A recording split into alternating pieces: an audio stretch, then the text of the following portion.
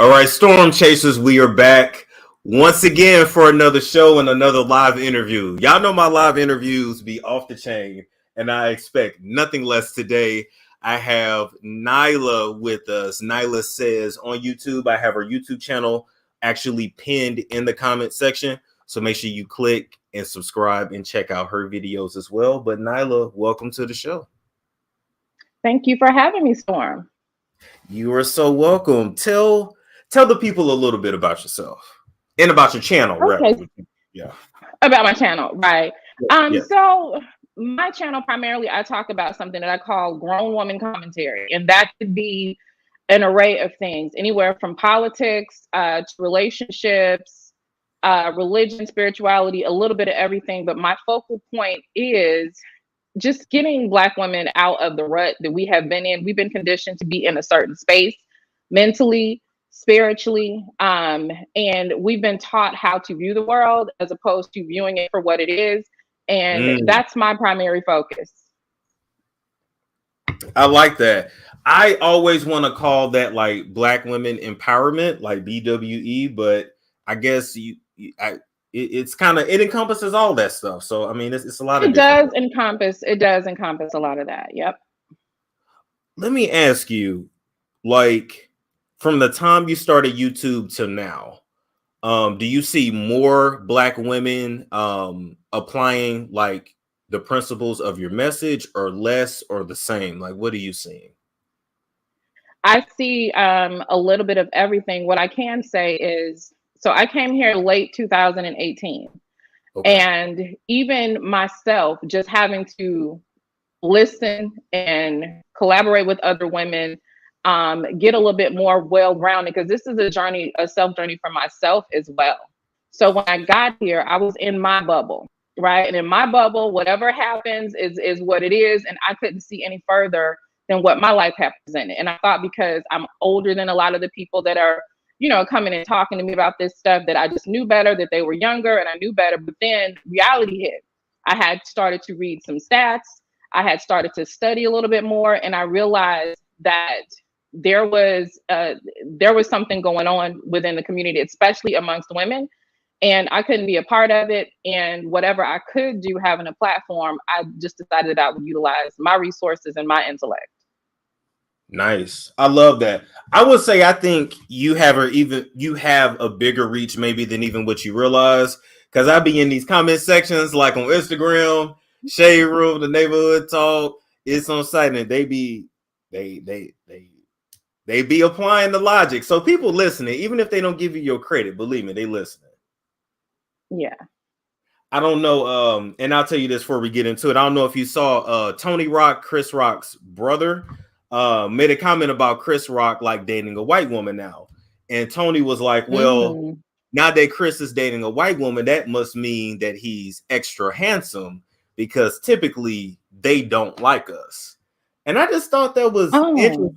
Yeah, I just thought that was interesting. Like, wait, so your brother is extra handsome because he's dating a white woman?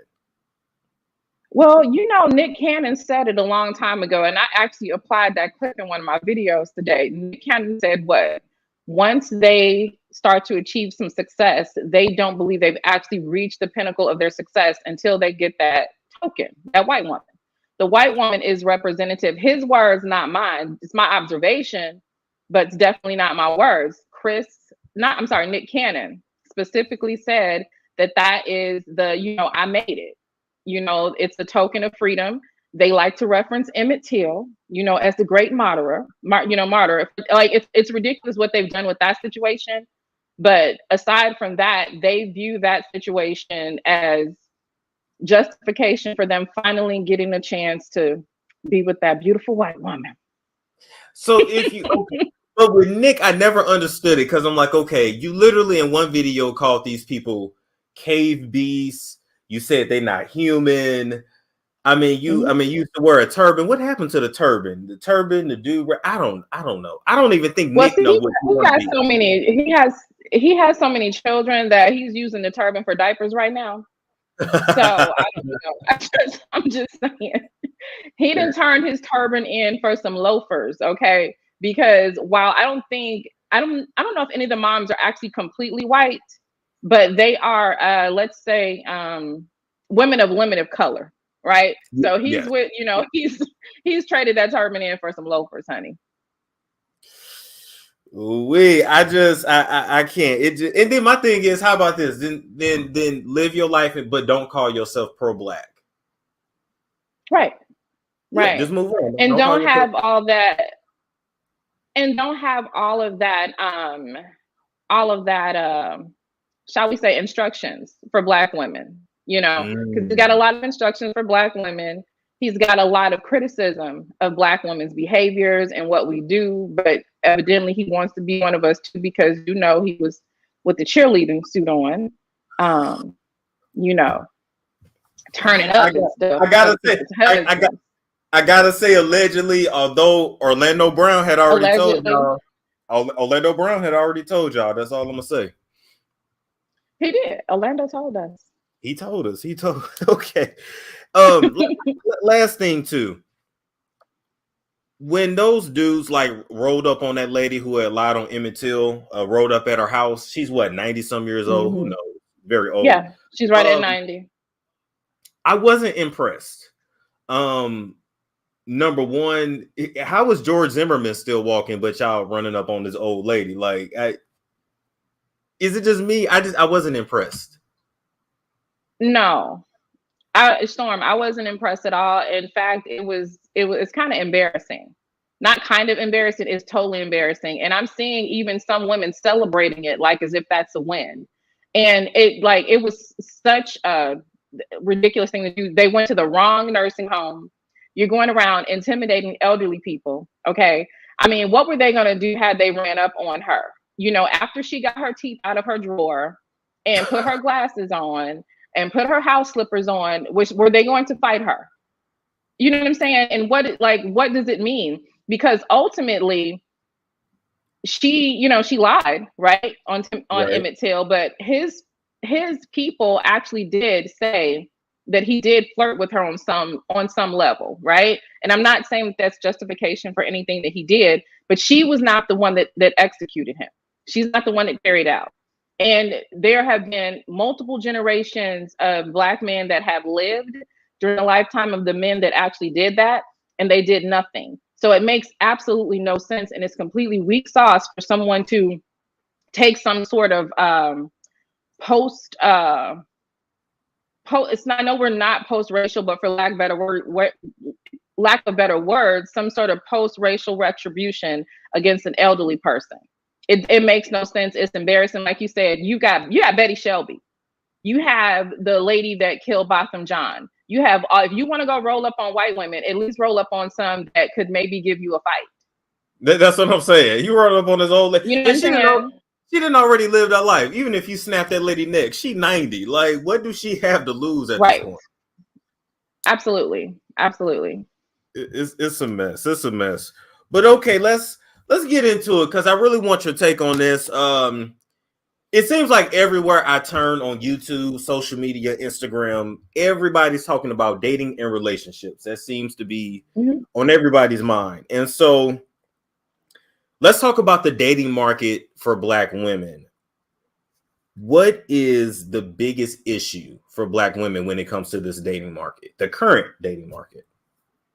The current dating market for Black women, dismal would be putting it nicely. Currently, Black women are not able to actually meet their intellectual match, their financial match, their spiritual match.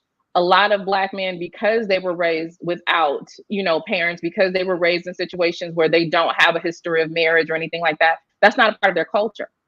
So Black women have to make choices between being loyal to self or pleasing the community.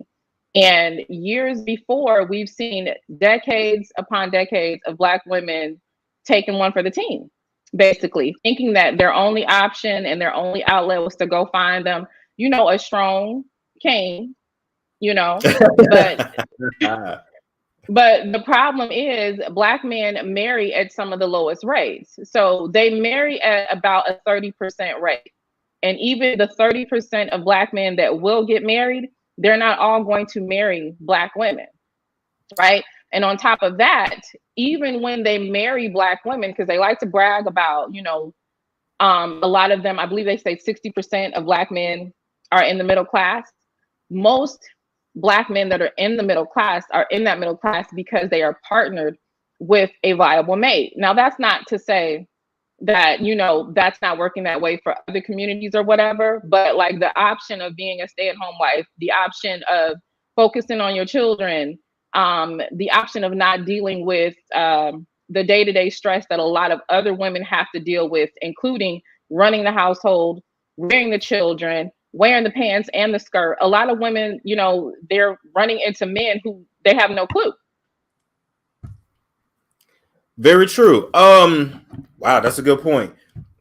Now, what do you have to say to the opposition that says, well, there are plenty of good Black men out here. Y'all just picking the Pookies and the Ray Rays. What do you have to say to that? That's absolutely intellectually dishonest. Okay, because the thing is, they've used Pookie and Ray Ray, that whole sector of men. They're using that to cover for high value dusties, right?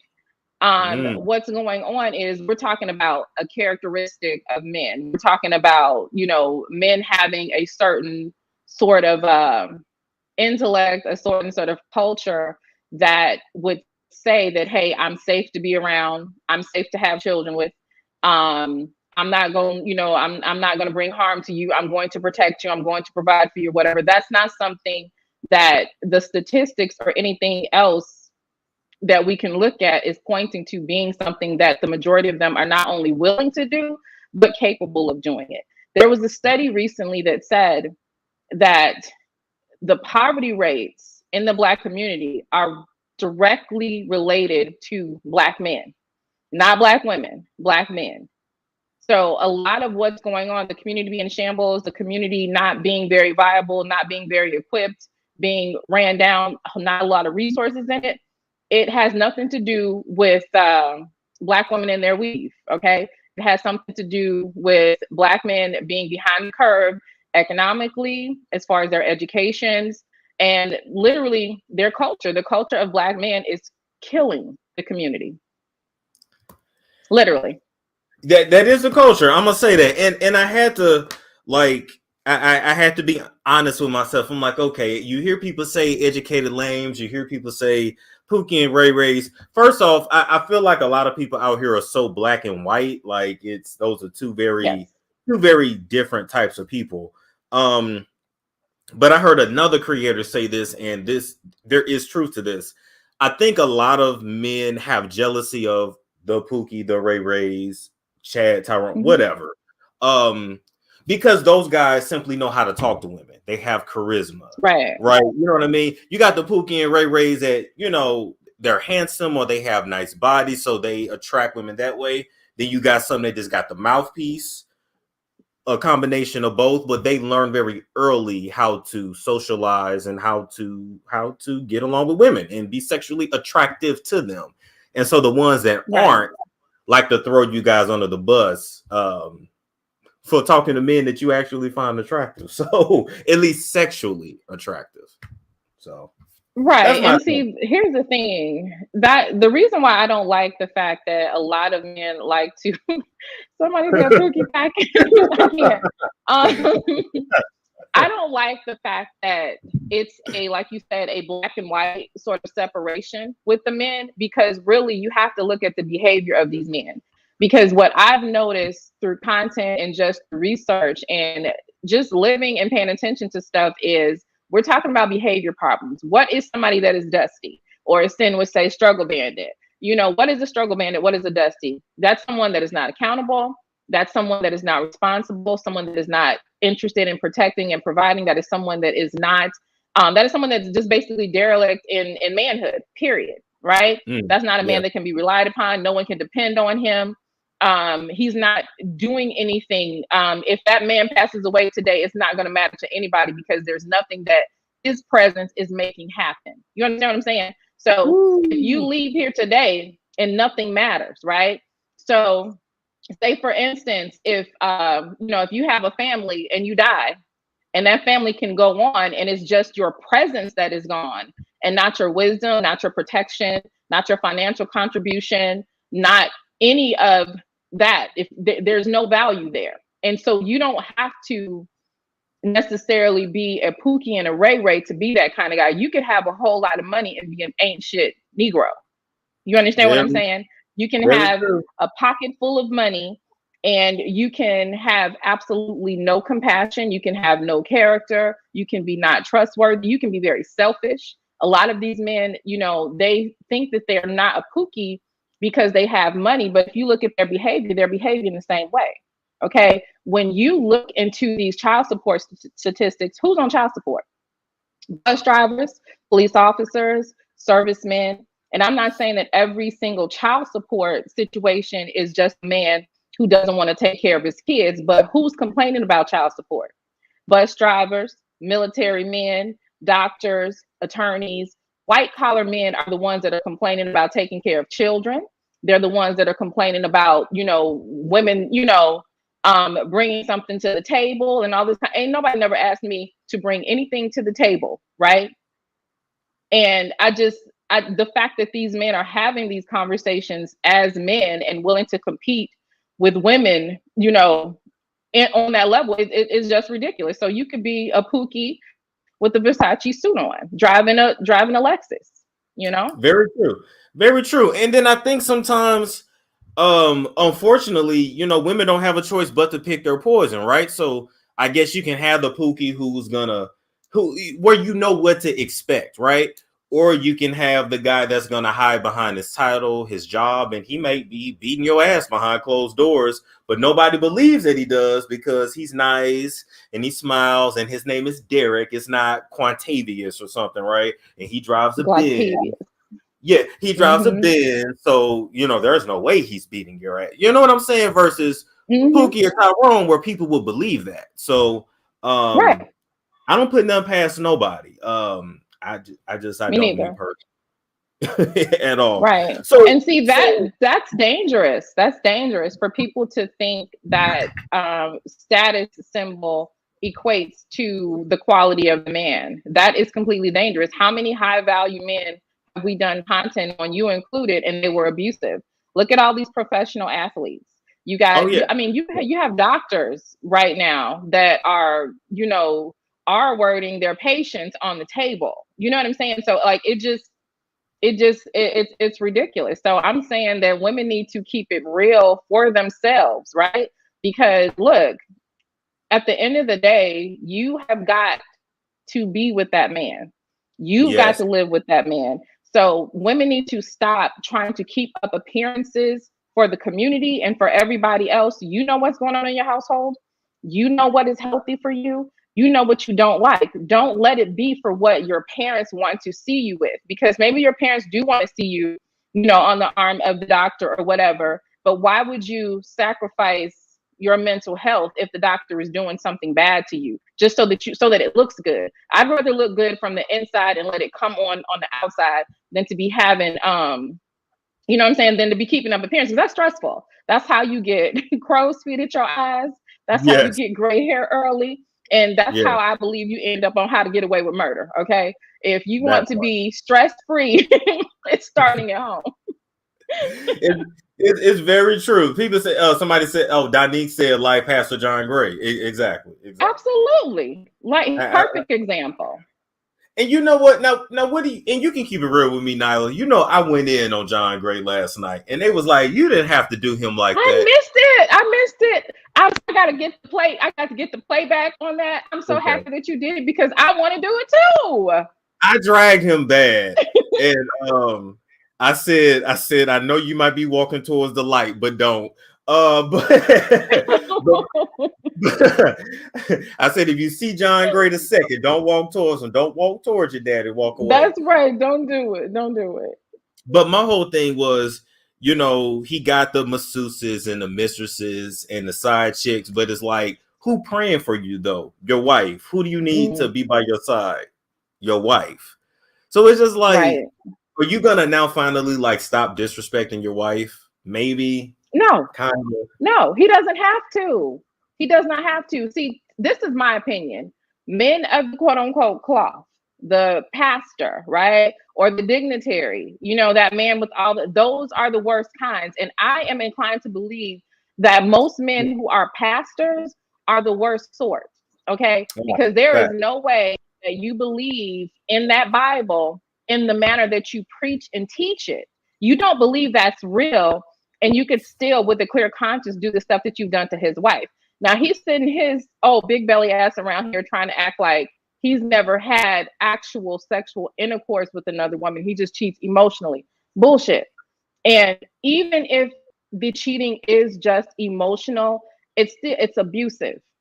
It's because with him and her, it's cyclical. It's something that happens. Look at the embarrassment. You almost, when you're someone of that amount of prominence, you almost there's no room for slip-ups. There's no room for slip-ups because the internet is relentless.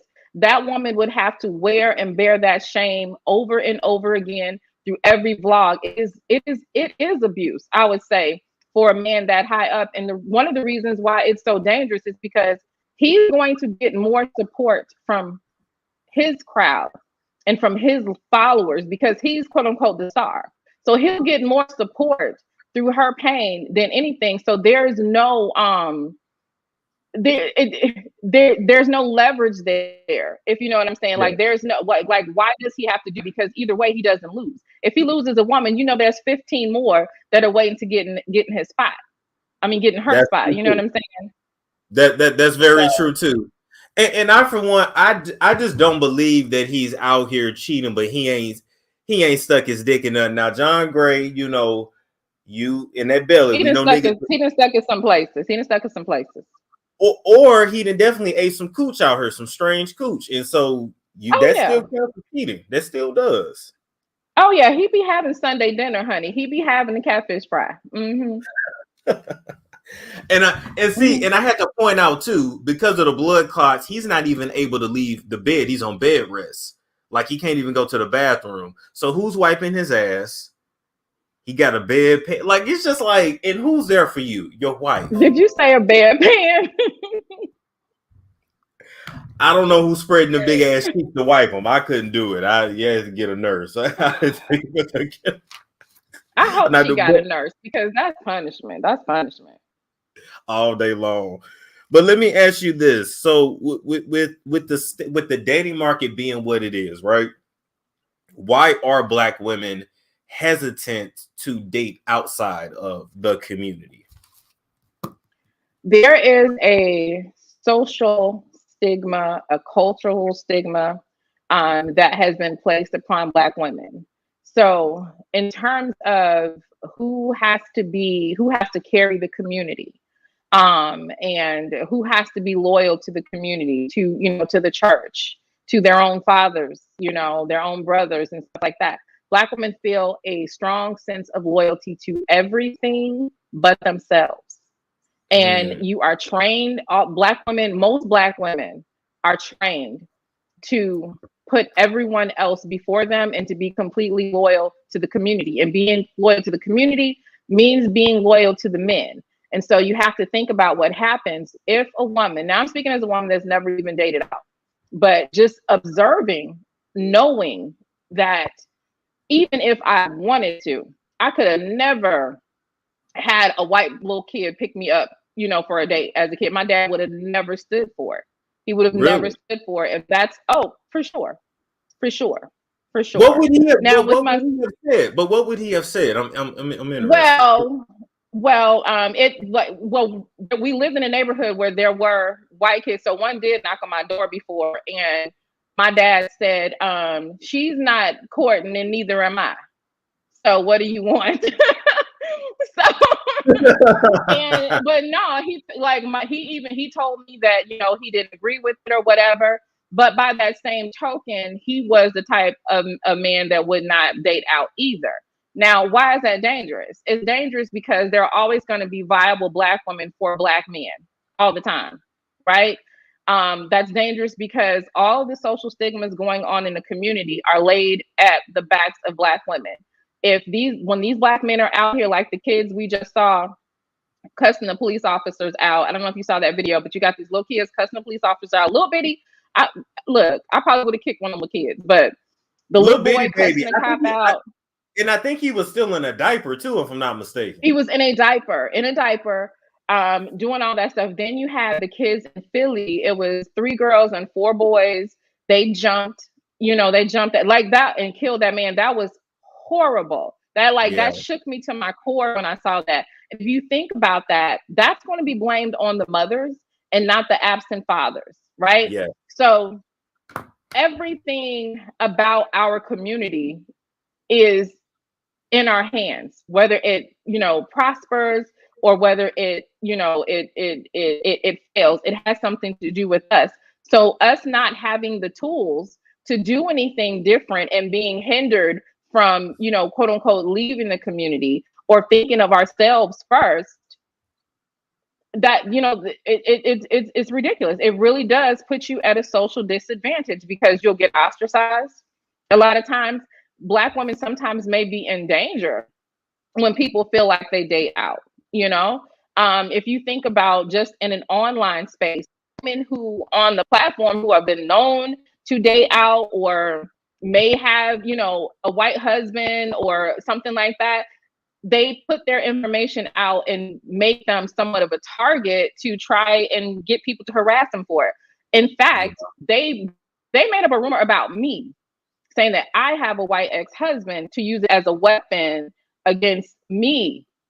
So that's how powerful the stigma is, because they know that it can get other people to, socially kind of, harm you or harass you or whatever. But it's all on the Black woman. It's really dangerous to be that way, especially since Black men can do what they want to do and bring home, mixed children and nobody cares.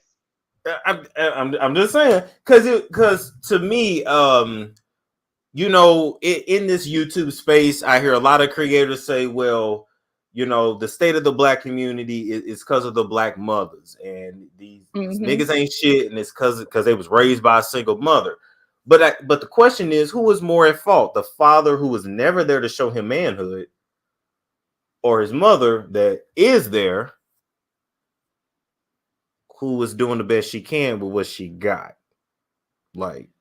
And so with stuff like that, you really have to be a little bit more mindful of what's going on. Yeah, she's there. She didn't leave. She didn't abandon, right? And I don't believe that all of these children that are out there acting like little hood bookers are directly related to them being raised by a single mother.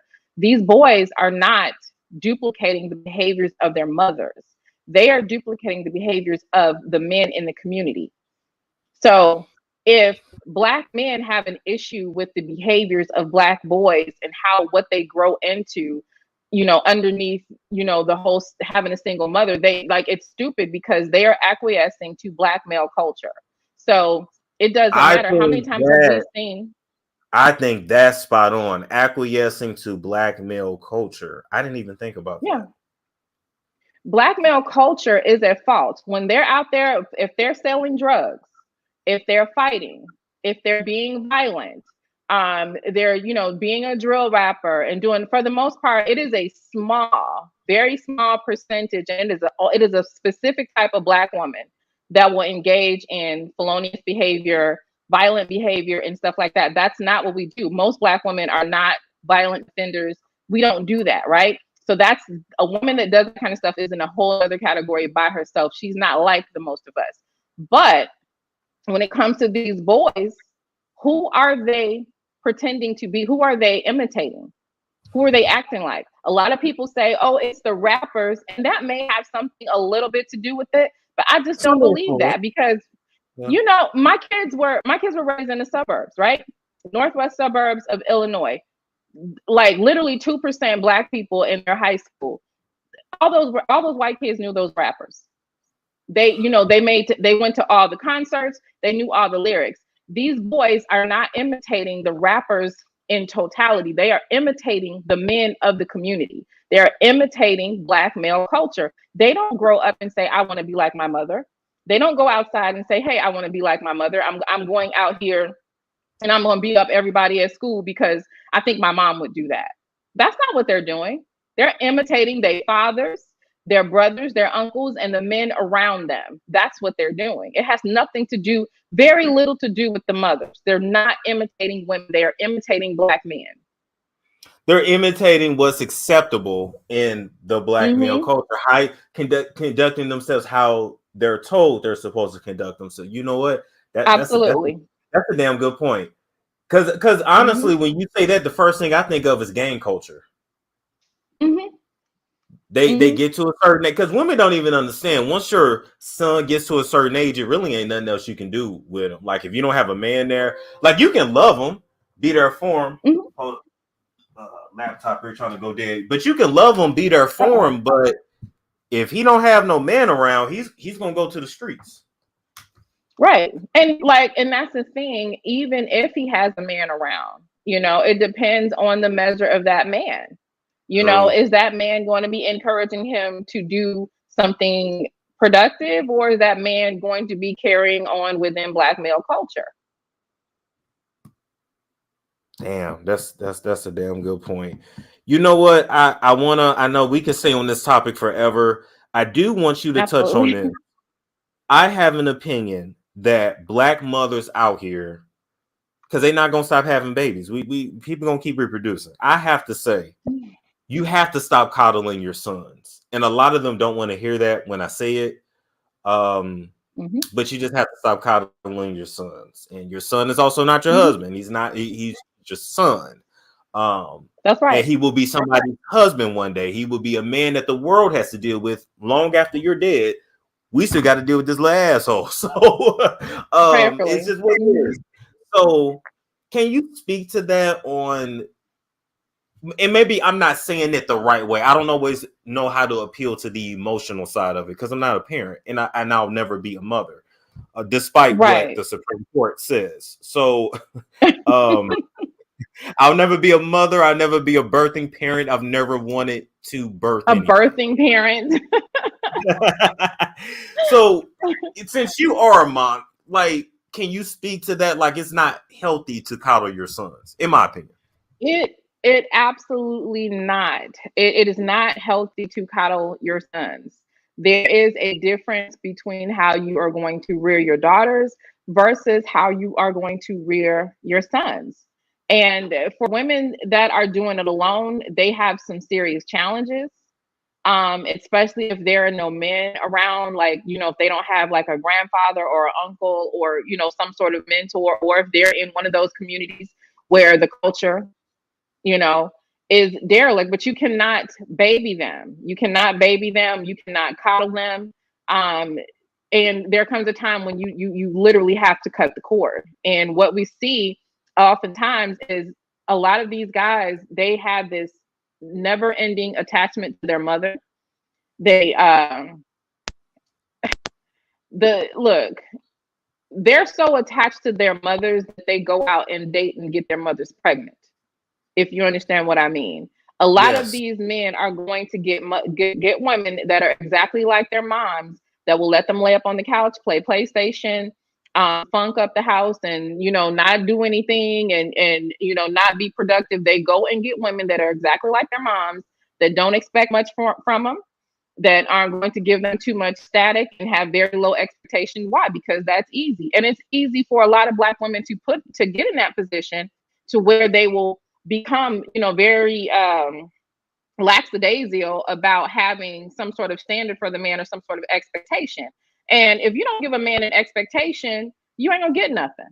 You're not going to get nothing. It's like, I don't believe you're not. And I don't believe in you gotta motivate him to him to do what? You shouldn't have to motivate a grown man to be a man. That seems so weird to me. I need my wife or I need my girlfriend to motivate me to do what I need. Like, that's so ass backwards. Like, that's literally the woman taking the masculine role at that point. Like, that's her raising. That's you raising a man. That's you raising a man. Now, motivate, like, these women who, you gotta, pray him up and bring him up out of his dark place and all this kind of stuff. He's not, if he's, look, If a man and you just meet him, and I'm not saying like if you're in a healthy relationship and you know y'all go through a pitfall or whatever, that's not what I'm saying. Don't misunderstand me. But look, you early in a relationship and you meet this Negro and he tell you he just on bad times and his luck is bad, you tell him to call you when the times are good and his luck changes. Now, my daddy told me that. And that makes the most sense because you can't build a relationship off that shit. You can't. Do not be the cleanup woman. Because when you Absolutely clean not. him up, he's going to move on. I've even seen my own mom be the cleanup woman, and it doesn't work. It doesn't work. You put all that work and effort into somebody, they get themselves together, and then they want somebody that didn't know them when they were down, that can't remind them of the old. Absolutely. Like that's why you become their mother. Yes. You become their mother. You're not their woman. If you do everything for them, you are their mother. That's exactly why I believe that some women get different versions of men. And sometimes it's just maturity. Sometimes it's maturity, but he may see that other woman as his woman, as someone that he needs to provide for and take care of. He may see you as a partner. And you know what I mean? And not to say that you're not partners within a marriage or within a relationship, but he sees you as, you know, equal footing as far as you don't really need, you know what I'm saying? You got him. He don't have to have you. And I do think that if a man is healthy, his natural reaction to you is going to want to fix whatever is wrong. Okay. He's going to be looking for something to mitigate, something to fix or whatever. And not to say that there has to be something wrong with you or anything like that, but he's going to need to be needed, right? He's going to need to be able to step in there and see that he's done something to make your life better, you know? And once you are the one that are making his life better, and that's emasculating. And the only thank you that men have for that I've seen is to go and find a woman that would appreciate the version that you created in him. Yep, that's what it is. So that's why I tell women all the time that. And here's the thing: if you meet a man and he's on hard times like that, that man needs to bring himself out of that. Matter of fact, he don't need to be thinking about dating or having babies or getting married. He needs to focus on him. Absolutely, that's that time for him to get himself together. So that's just my opinion. But people do what they want. To move forward here, let's talk about incels in the Black community. So a lot of people in my chat don't know what an incel is. Can you explain that to them? Okay, so the actual definition of an incel is involuntarily celibate. Celibate, yes. Okay, basically meaning that you want some ass, but no one wants to give it to you. Okay. So that's the actual definition of it. And a lot of the conversations that we see centered around the men on YouTube, be it the red pill community, the manosphere, a lot of these dating channels, we're talking to incels. It doesn't take a lot to see when you're talking to them or when they're trying to present information, you can see the anger and the sexual frustration. These men are upset. These men are angry. They feel like they should be entitled to women because a lot of them feel like, you know, they didn't go to jail. They never did anything wrong per se in the eyes of the law. And they feel like they're just a better class of men, but they're not lucky with women. So if you think about, and a lot of them, if you think about it, they refer back to school all the time, high school. So they're very emotionally immature and delayed. So when you think about the guys who were like the nerds in school or whatever, who nobody paid attention to or whatever, and everybody just looked over them. 20 years later, he's mad. He's sexually frustrated. He's watching Pornhub. He didn't seen Jay-Z ugly ass get Beyonce. And so he's trying to figure out this ugly felon around here looking like a jackal, got the finest woman on the planet. and I'm not that bad, and instead of actually self-reflecting, because really what's wrong with most of these men is they're socially awkward. They Yes. don't have people skills, they're not likable, and sometimes you're just ugly, you know what I'm saying? And it's like, just just get through that, I wasn't ready for that, but it's so true. Sometimes you're just grotesque, but even when you are, like, that's when you have to develop other things about yourself. Like, I'll see some of the show. Okay, let's talk about, you seen that Pineapple show, right? That had went viral with the nuclear physicist. First off, he was not a nuclear physicist if he was going to the Navy. He might be studying to be that, but he's not that. Right. Let's get that clear. But what people didn't understand, that got busted out. Yeah. I figured that out real quick. And so what people don't understand is, just because he meets the requirements of a quote unquote good guy, that doesn't mean that she has to date him. She doesn't have to be interested. Maybe she could have gave him a couple more minutes of time, whatever. But here's what I feel. I think that in life, you gotta go after somebody that match your swag. And so that's right. That was not the dating show for him. You in the Navy, you read books all day. Why you ain't talking to a girl that's in the library next to you? Why you want a girl that's out of your league? You can't even keep up with this girl. I know you look stiff. I know you can't dance. I can't even go out. Like, why you ain't talking to? Because Kevin Samuels them are telling them, because they're smart and intelligent and they're educated, they're entitled to the best of women. You're not entitled to nobody. That's the thing. You're not entitled to nobody in this life. Nobody. This girl ain't got to talk to you. If she don't like you, she don't like you. But I think so many of them go after a city girl and then, get mad that the city girl diss them or say, "Oh, you like." Well, she don't like you. Right. And because they're not honest, because the city girls are fine. You know what I'm saying? They got they want that. You know what I'm saying? They just want to act like they don't, but they want the city girls to act like Hillary Banks. And she's not. She's not. Point blank in a period. I just think a lot of them out here, they say they can't find somebody, and you can find somebody. They just want somebody that don't want them. That's just my opinion. That it is what it is. As a matter of fact, I can think of one creator who literally worked as hard as he did just to be able to get a girl that was light, bright, and almost white, versus who liked him in the beginning when he didn't have no money. I'm gonna leave that at that. I mean, they see it as a badge of honor. They do. Okay, I gotta say this though, but they gotta understand too. Just because she light, bright, and almost white, number one, it don't mean she cute. Number one, and number two, it don't mean that your kids gonna be okay. I don't talk about nobody kids, but I can think of somebody right now. It can mix wrong. It can mix wrong. Do you see Ice? Do you see Ice-T cheering? Do you see that little girl? I'm not gonna say no. Storm. Google the Oompa Loompas, the original Oompa Loompas from that. It don't mix right. It don't.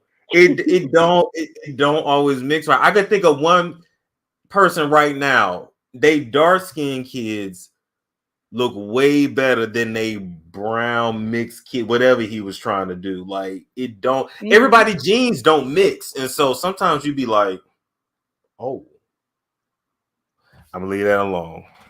I won't talk about nobody kids, but it's true. So, but as far as black incels are concerned, so we've come to the agreement that it's basically them being socially awkward. That's the biggest issue. And evil.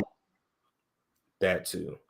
Explain to women though why they're dangerous. They're dangerous because of the lack of being socialized. These men are not normal. They lack emotional maturity. They feel entitled. They are not. You just think about it like this: if we're living in a time where people are on social media and they're able to present themselves however they want and all this kind of stuff. And you hear these men being taught that you don't have to respect women. You don't have to, they're all whores, and you can do this, and they're not worthy of any sort of respect and all this kind of stuff. And then you reject a man like that, right? He's already been cultured to not respect you. He's already been cultured to say that, to take on the type of energy with you that is disrespectful and demeaning. I mean, Black women are just completely dehumanized, period, on social media. And this is where people are meeting these incels, right? That man is going to be dangerous because he's going to act out the social media, quote unquote, fantasy and make it a reality onto you. These men live in cartoon land, literally. Very true. Not only do they live in delusion, they also now think that they're high value when they're not. And I hate that everybody's now using this term. And it's just like you check the statistics. It's like y'all not even you're not even that guy. Like, so what are we even talking about? But high earning is not high value. It's much more than that. It's much more than that. Mm-hmm. Let me ask you this. Is there a such thing as a high value Black American man? Okay. We have to ask ourselves what the value is. So that a man being valued to me is incumbent upon the woman that he is with, right? So high value for some women is going to equate money only. High value for other women is going to be a combination of things, right? So high value in terms of what America's settings are, American culture, no, not really. Okay, because even if you think of men like, what's his name? Is it Robert Smith? Is that his name? The entrepreneur. Okay, so he's what we considered high value or whatever, right? But where is his value within his own community? Where do Black people, like if Robert Smith dies today, what will be the loss in the Black community? As opposed to Bill Gates leaving today on his community. You see what I'm saying? Because they're always comparing themselves to the dominant culture. So if we do that same comparison, it doesn't work the same. That's a good point. And here's the thing too, it's also hard for me to, and we can get into this next too. It's hard for me to look at men want to call themselves high value or alpha males, but they're being dominated by other males, right? So it's like, and even if, okay, you're being dominated, okay, fine. But even as a community, as Black people in this country, we don't own anything.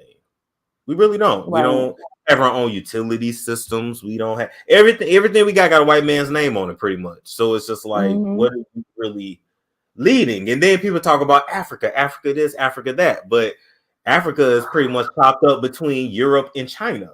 And so it's just like, and you got Chinese people that have moved into different parts of Africa and kicking y'all ass out of your own land. So it's just like, where can you go in this world where Black people own their own shit and really run their own little community? Africa is the best example, because if we look at Africa, what is it, like 90%? That continent is 90% Black people. But are Black people running it? No. They're largely the labor force, and they're largely. The only country I can think of, I think, is Ethiopia. But are they Black? Ethiopia.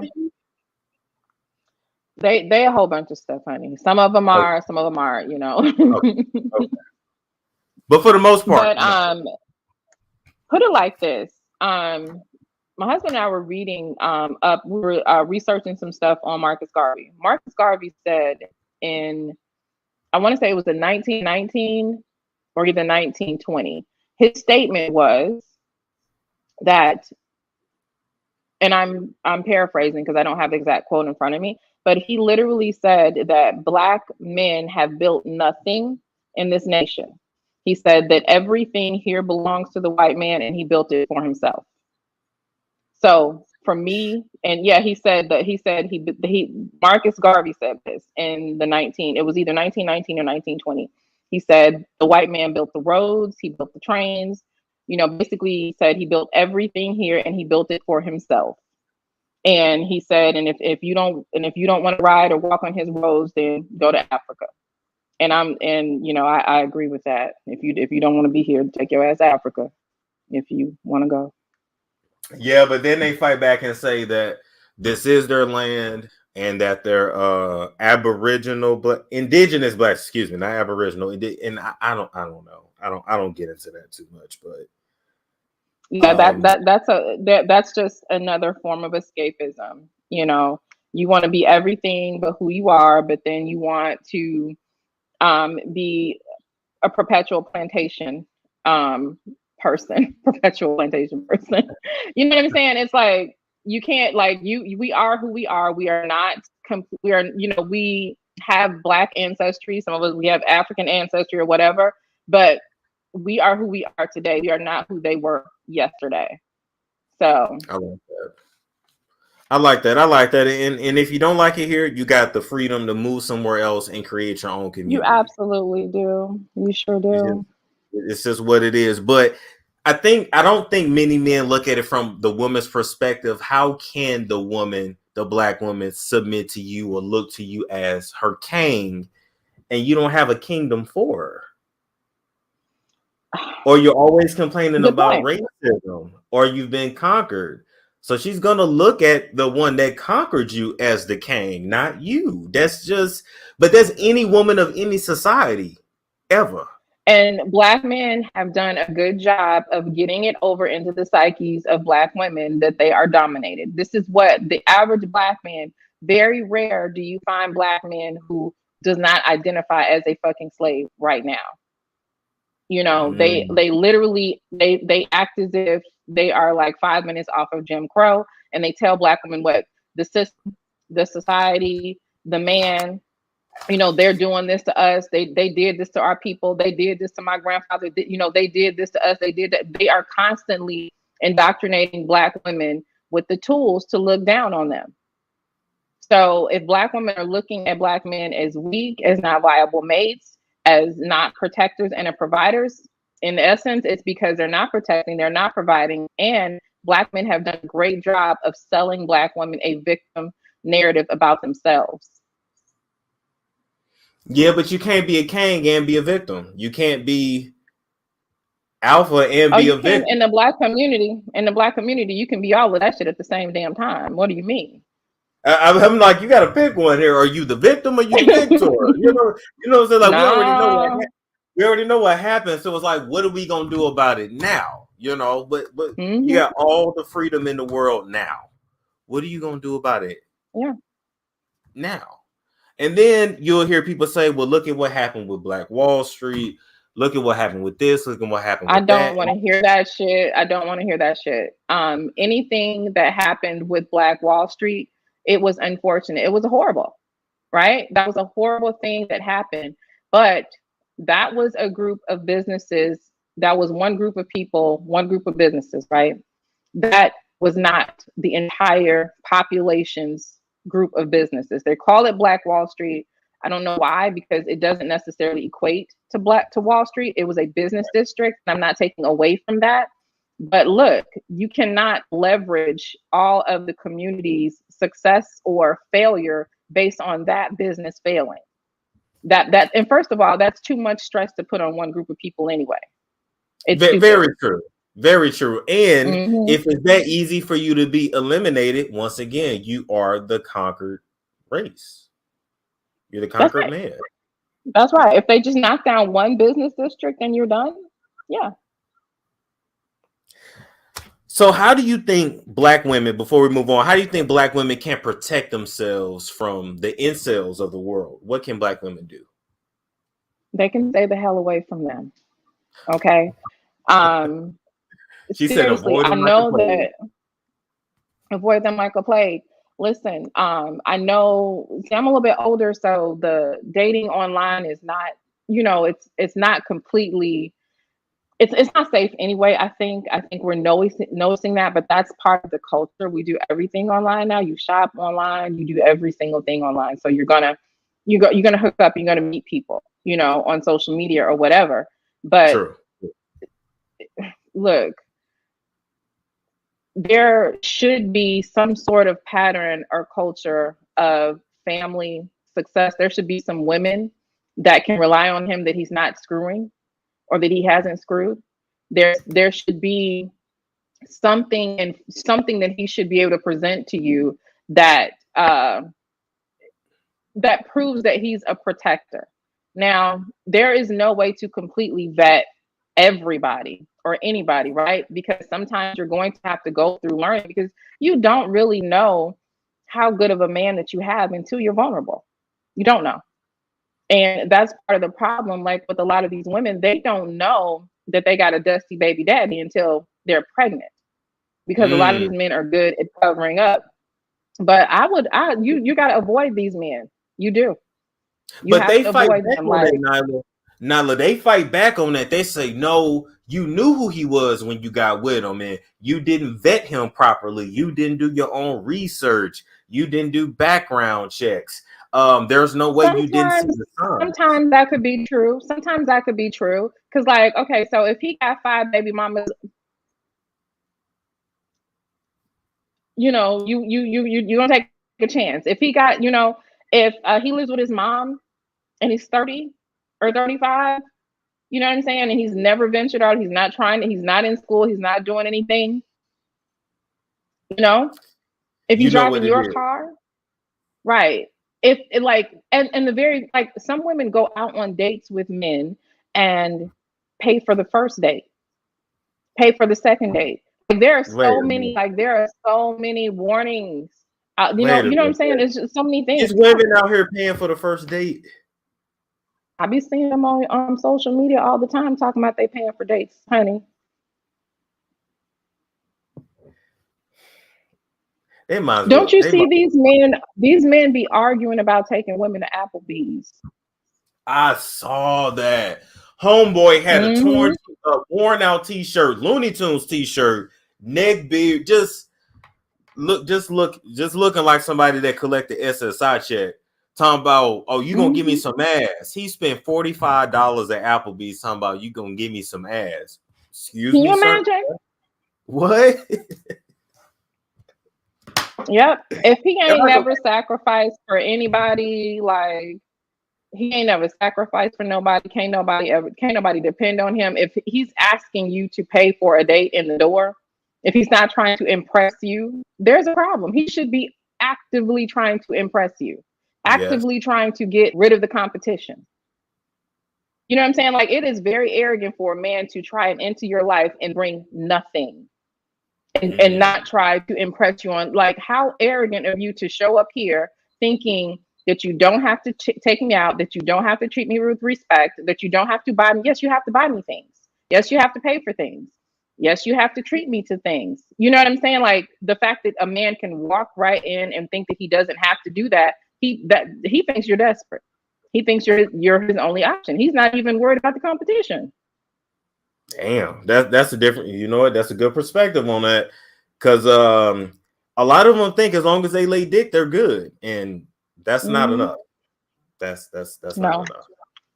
No, And then from what I hear in the streets, not when they got them on Amazon. Mm-mm. You said not when they got them on Amazon. No, you gotta have more than that. I ain't gonna lie though, that rose petal, whatever it's called, that red thing that they got, yeah, you ain't gonna be no need for you niggas in a minute. let me stop though. Let's talk about selective breeding. Because a lot of people will call either you or Cynthia. They'll say, this is eugenics. This is demonic. I remember even Kevin Samuel saying, the women are online talking about selective breeding or not having black children, and this is just This is just ridiculous. And my whole thing was, but wait a minute, but you're gonna talk shit about them if they're a single mother. So you're gonna talk shit if they're a single mother.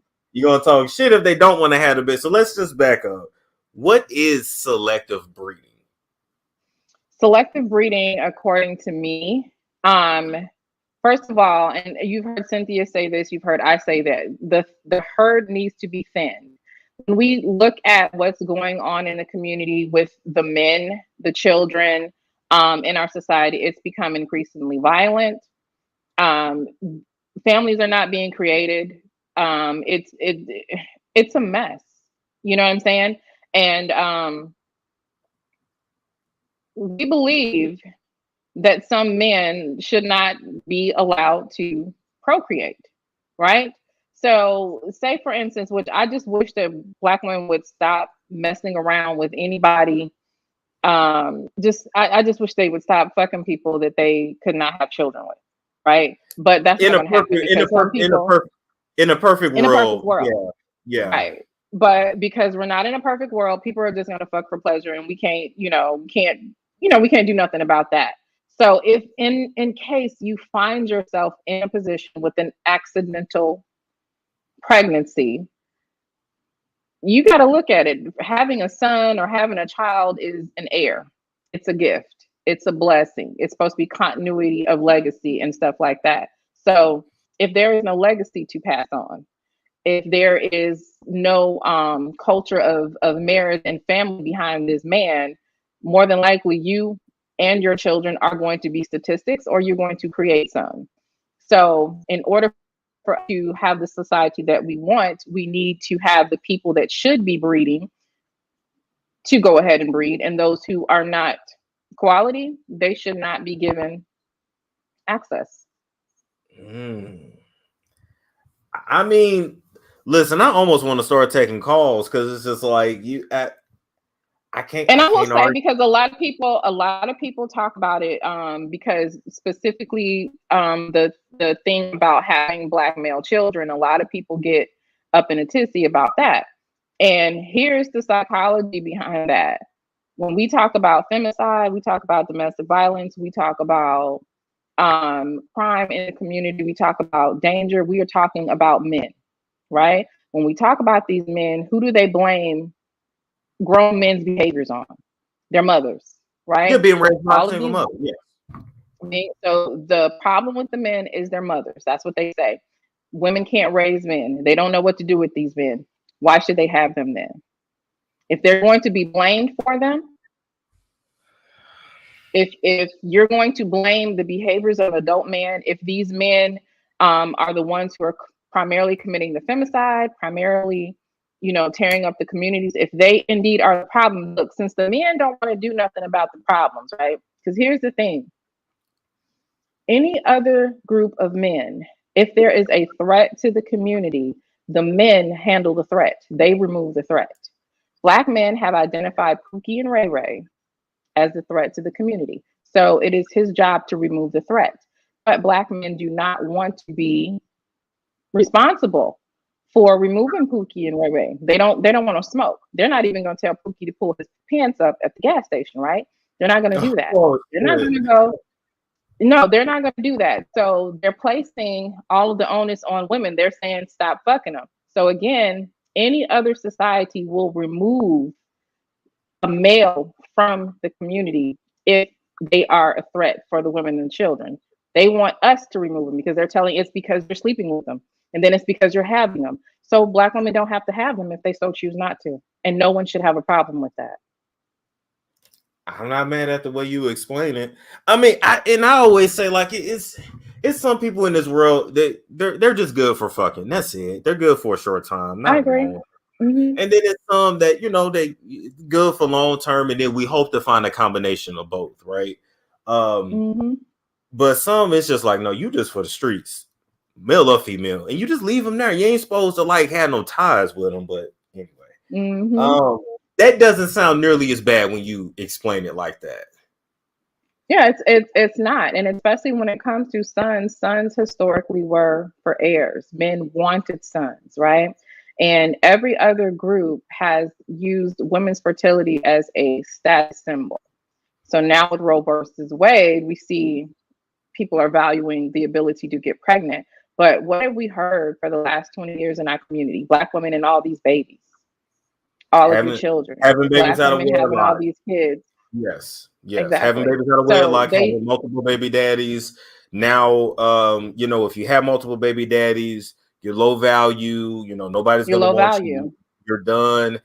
And I ain't gonna lie, if I'm not a woman, but if I was and that was a culture and I'm growing up hearing that, I would say, okay, well then I'm just not gonna get pregnant. I'm gonna keep my value.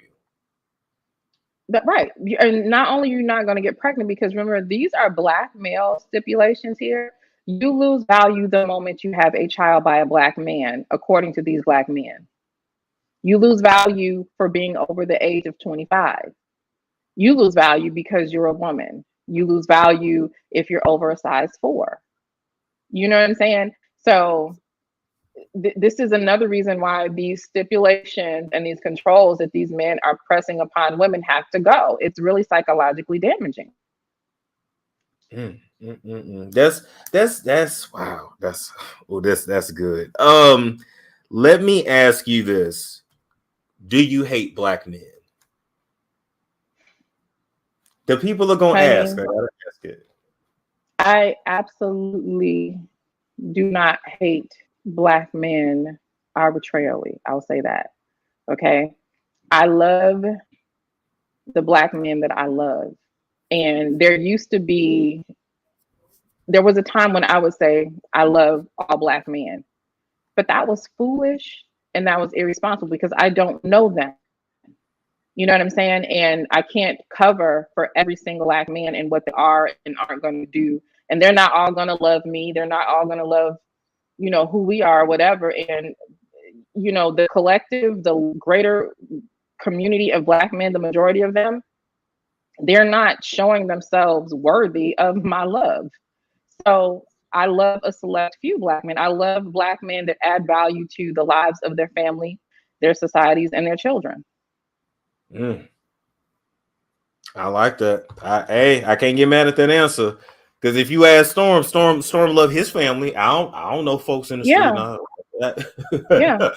But I'm selfish anyway. That's just me. But that's fine. That's perfect.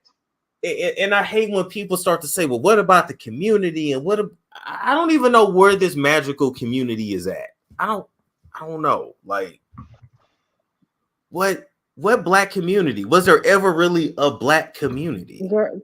Look, somewhere between, so I think that there is a community, there's multiple communities or whatever, somewhere between Wakanda and O-Block, but I'm just saying. Okay. My next question for you. When it comes to babies, one of the talking points we hear a lot is you're the seed of the father. So I want to ask your opinion on this. Are you the seed of the father or the seed of the mother? Now, I get confused because I thought genetics was 50-50.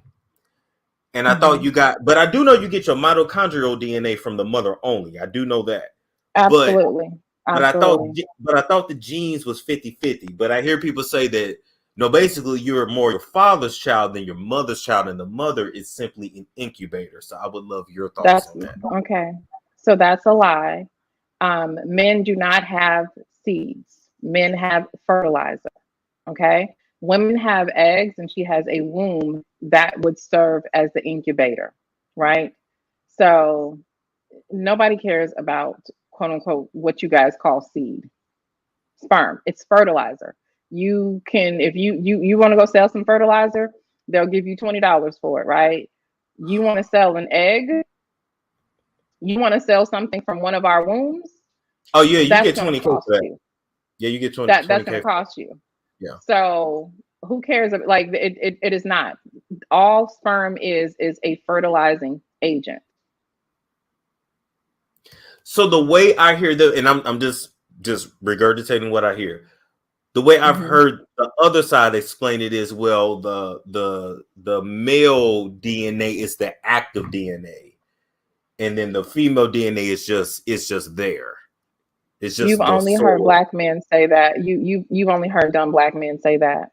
That is nigger logic. That makes no sense. There's no scientific basis. Science tells you that the explanation that science gives you about conception would explain that the mother is the provider of the seed. That's it. If you go, if you Google, if you head explode, that's gonna make people's head explode. well, Hold on, let's pull up contraception. Not conception, excuse me, not contraception. conception. Mm-hmm. Conception. Or babies. Let's see.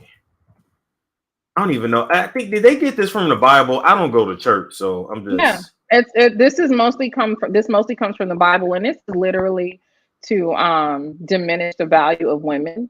The interpretations of the Bible that most women are going to be reading and agreeing with basically are anti-woman. It's literally denial of the value of women and our role in conception. Okay. All right. Got an answer. From theconversation.com, top Google search. Okay. Many of your relatives probably have an answer as to whether you are more your mother or father's child. That's literally my question. But the answer is not as simple. Genetically, you carry more of your mother's genes than your father's. That's because of the little organelles that live within your cells, the mitochondria, which you only receive from your mother. Mitochondria are the energy producing factories of the cell. Without them, a cell would not be able to generate energy from food.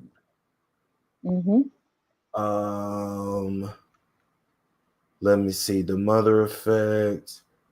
Oh, so the energy that your cells have to work is because of the mitochondria that you get from the mother.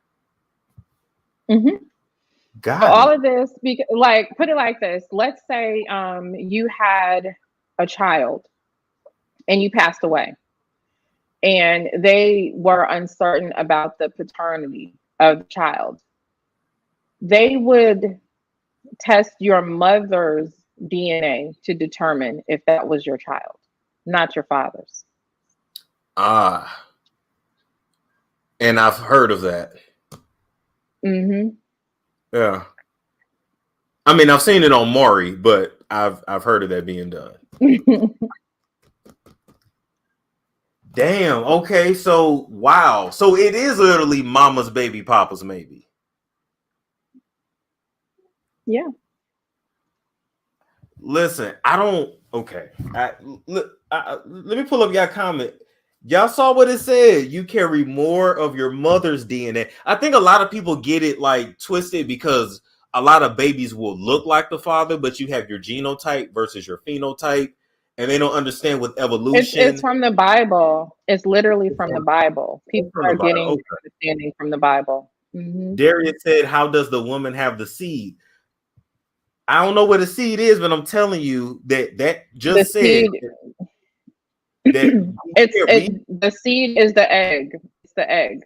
Okay. The egg. So you have sperm, and then you have the egg, and then you have the womb where, you know, the implantation is going to happen. You know, it's really not that hard of a concept. But Darius can actually just do what you did and do the Google search and see the scientists actually say this. And he doesn't have to listen to you or I. He could listen to science. Damn. I want to hear somebody on that side there come back to that, because that's science. I can't refute that. Yeah, well, naked men are not like very adept at sciences and, you know, intellect and stuff like that. So I would expect us to see some meltdowns about this. I love being messy. I can't help myself. What are your thoughts on the manosphere in general? You know, you have red pill content, black pill, purple pill, blue pill, this, that. What are your overall thoughts on the manosphere? The manosphere, a bunch of trash ass males that were never popular and never got attention in their adolescent and their young adult life, and they found the internet. And I mean, as far as I'm concerned, after 2020, they rarely exist. Damn. Yeah, it has destroyed the manosphere. They're gone. They're done.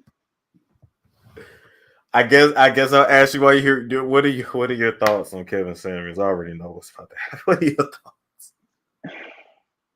I mean, I'm just waiting for that glitch to come on out and tell us about that day that he was in that bed. Okay. Kevin Samuels, to me, I mean, if you look at him, if we really first of all, Kevin Samuels was an insane liar. He was not very intelligent. He did not know, which most of the manosphere, I've never seen them actually interpret or read statistics correctly. They say a lot of stuff wrong. He was not very intelligent, but he knew that he was also speaking to men who were a lot less intelligent than he was. And what he did was he went into a space where there was a deficit. The majority of Black men like to be led. They have this complex that I think that if there is any sort of reach or whatever to the plantation, it's for them to have a leader or an overseer of sorts. And he spoke to that dysfunction within them, and that need for attention and validation. They don't have dads. You know what I mean? They called him Godfather. If you go, you go to his comments. Yeah. Mm-hmm. Yeah. If you go to his comment section right now, they're over there still saying, "I miss you." You know, I miss you. He is the perfect example of fake it until you make it. You know, that is true. Mm-hmm. And here's the thing: the man created a lane for himself. I'm not no hater. I thought the show was like more for entertainment purposes. You know, like when you watch Jerry Springer, I thought that's what it was. I didn't know people were like living and dying by this, or like I didn't ever think that a YouTuber would have such a reach that I would hear people repeat the same stuff like on the streets and like live and die by that, right? But I realized, I said, wow, Black men got to stick in their sons' lives because motherfuckers was looking for they'll find a father online. Absolutely. They were looking for a father online. And he knew that. I mean, I almost view him as almost like a con artist because in a lot of ways, I think he knew that he was lying. See, I met Kevin before Kevin became Kevin Samuels, the entity. He used to come to my channel and he used to, oh, absolutely. He used to come onto my channel and he would come onto the panel and, he didn't get a whole lot of respect, you know, back when, because a lot of people like to say, well, he used to get on the men and all this kind of stuff. When he started coming around my channel in 2019, he was still on that same thing. I've heard this man say stuff like Black women need to experience the Dust Bowl. Basically a Great Depression, a time, you know, when people did not have food and did not have resources. He says Black women specifically. I've heard this man say on public platforms that he was a former pimp. I've heard him, you know, he got caught in so many lies, like about his education. And like, if it's just so much, he's completely fraudulent or whatever. But I believe he had to do that to appeal to the audience. You know, that that's what he needed to do in order to get to them. He, you know, had this thing where he runs from confrontation with like men that are going to actually question him. He's more comfortable being praised. He behaves like a woman. He behaves like not like a woman per se, but more on the feminine side, where he's the opposite of masculinity, in my opinion. And his followers are too. Okay, but Kevin Samuels literally said, "I need Black women." Damn. Okay, but he used to come on your show. You said 2017. No, 2019. 2019 is cute. Come on. Mm-hmm. Yeah, he came on quite a few times. I think I'll release some of those old panels that I have where he would come on. And he was talking that same stuff, basically, you know, rating how attractive women were and all this kind of stuff. He'd always been like on some manosphere, you know, bullshit. He wasn't exactly like he was towards the end of his life. A lot of what he did from my observation was he mimicked the more popular YouTubers around him, and he took a lot of what they said and he turned it into a brand. Yeah, I agree with that. Yes. Yeah. Because even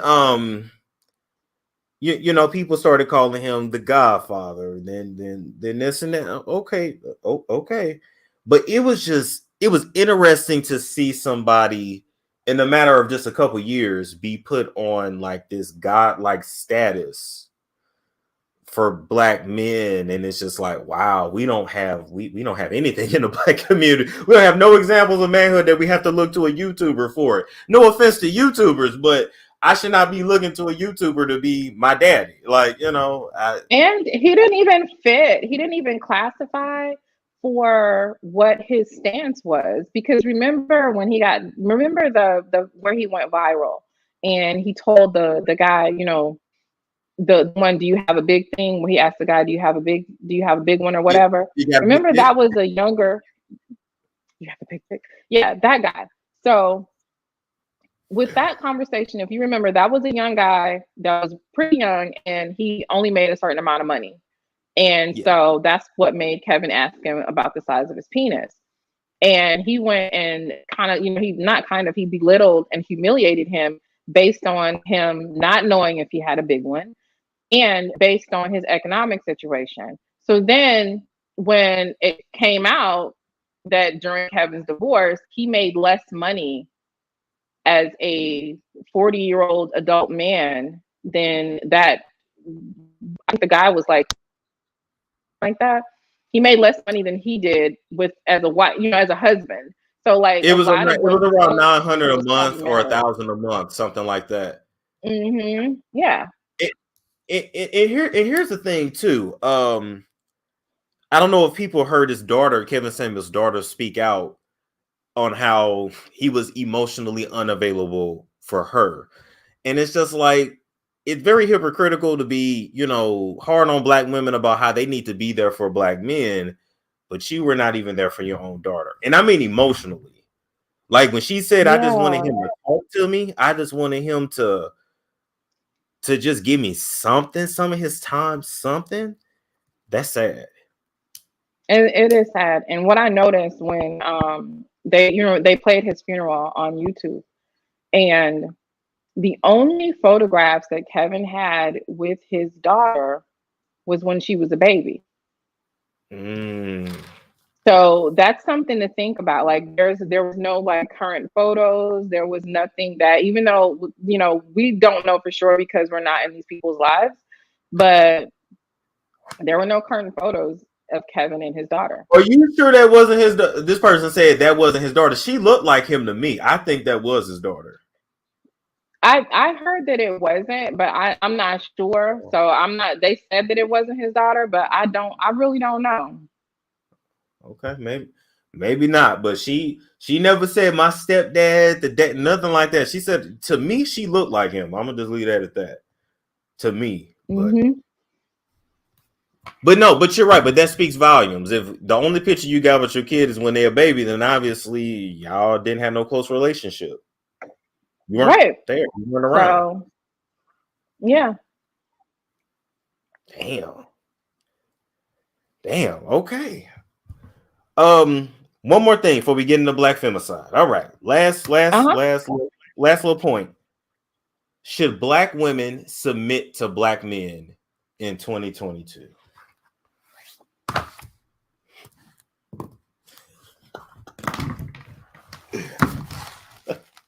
For what?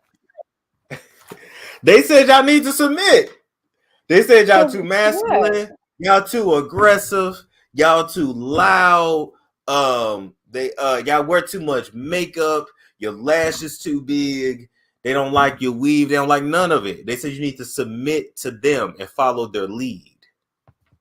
Okay, so the collective of Black women need to submit to the collective of Black men. That's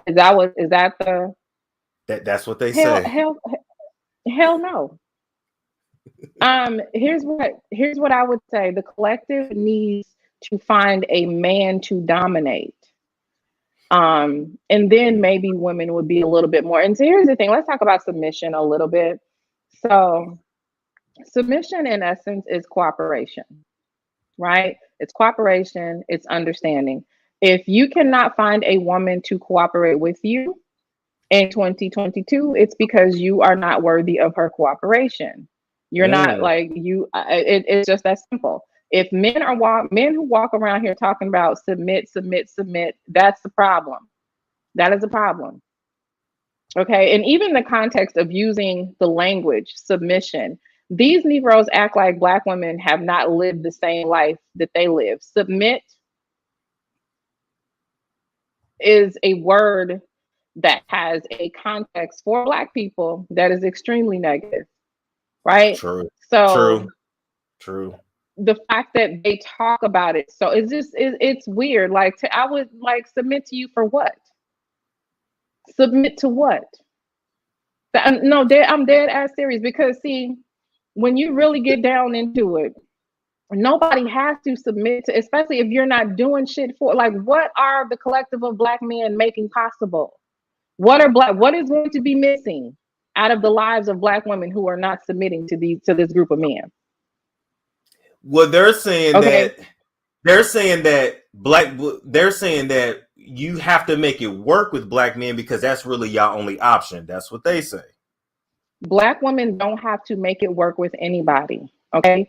Individuals can get together and see if it can work between the two of them. But Black women collectively do not need to collectivize and do this project. We have to make it work with Black men. No, that's something that's going to have to be done on an individual basis. Absolutely not. No, I would never say that to anybody. Yeah, I heard it here. That you know what? I ain't gonna lie. I don't even like how submit kind of sounds like slave. I know that ain't what it means, but it kind of sounds right. Like it sounds that way, especially when you're talking to Black people, because that's the most common context. And then when these men have these conversations about submission, they're talking about Black women being in a subservient, diminished, dismal position. And so, no, you're not going to get the most educated group. You're not going to get the women that are closer economically to white women than you are to white men. You're not going to get the women who has literally carried the community on their backs, as well as their wombs, to submit to you without there's no incentive to do so.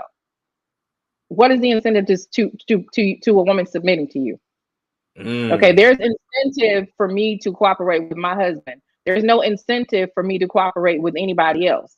And that's another thing that has to go. A lot of these men are walking around, and women are telling Black women that you're basically, and I've heard them say that you're supposed to be submissive to men, period.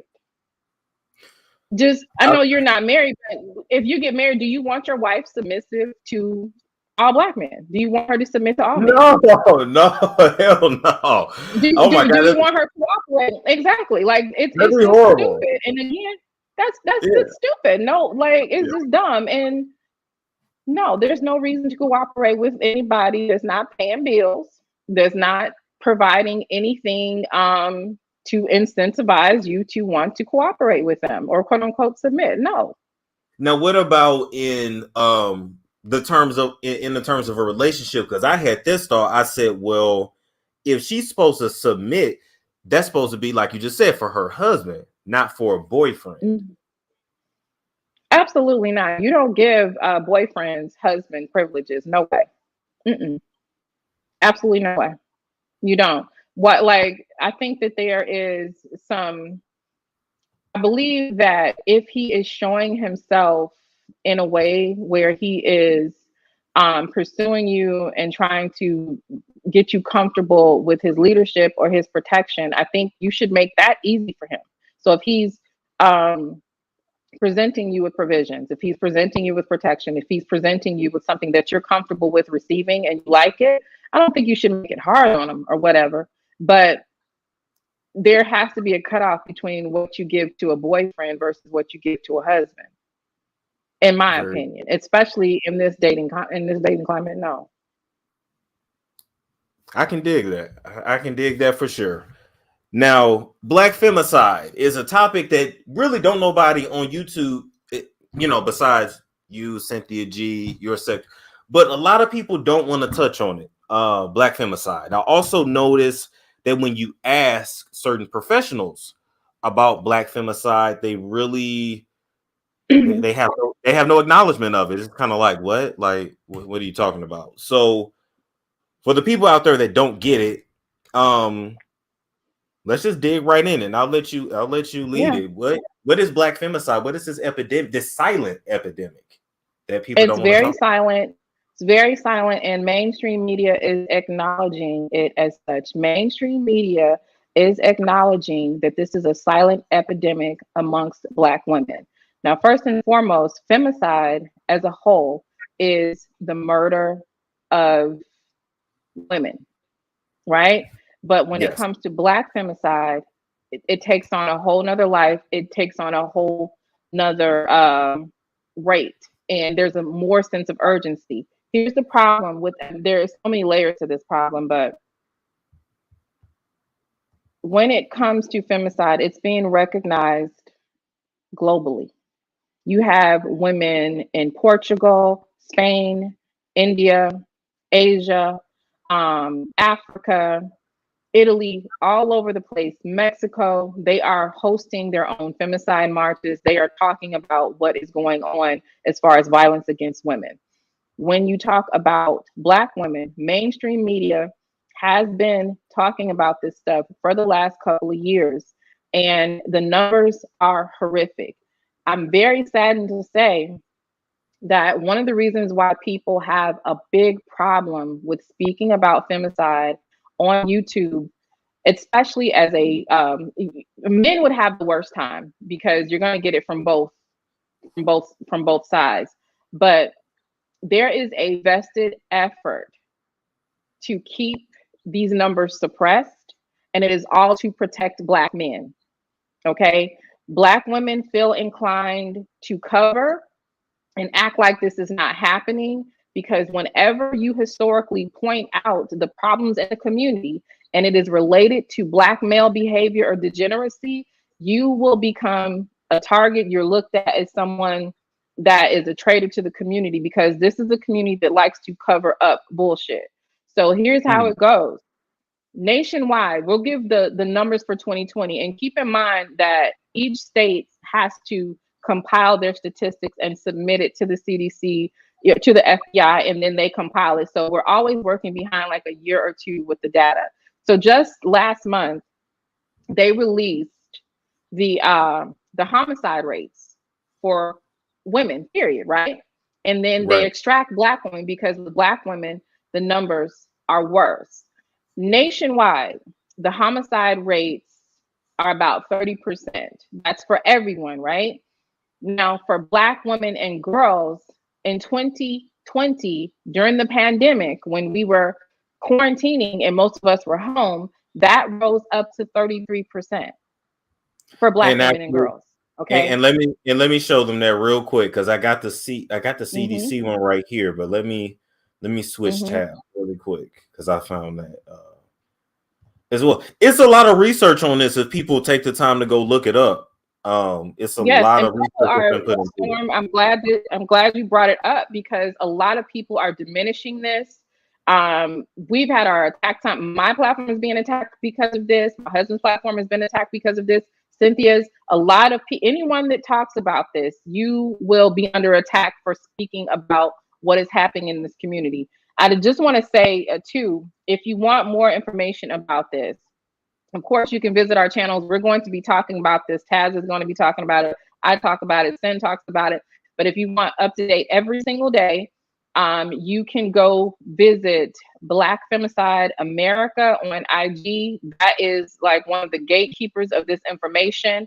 She puts this information out every single day. It's headed up by a woman named Rosa Page. You've seen her in the media talking about this, and they have a march organized where I'm supposed to be speaking there at the event in August 27th of this year. So it's a lot going on. There's a lot of recognition. So the word is getting out, but when it comes to our little small communities, it's being ignored. And what's bad about this is the world is acknowledging femicide. right? The world, and well, the world acknowledges that femicide, period, is a problem.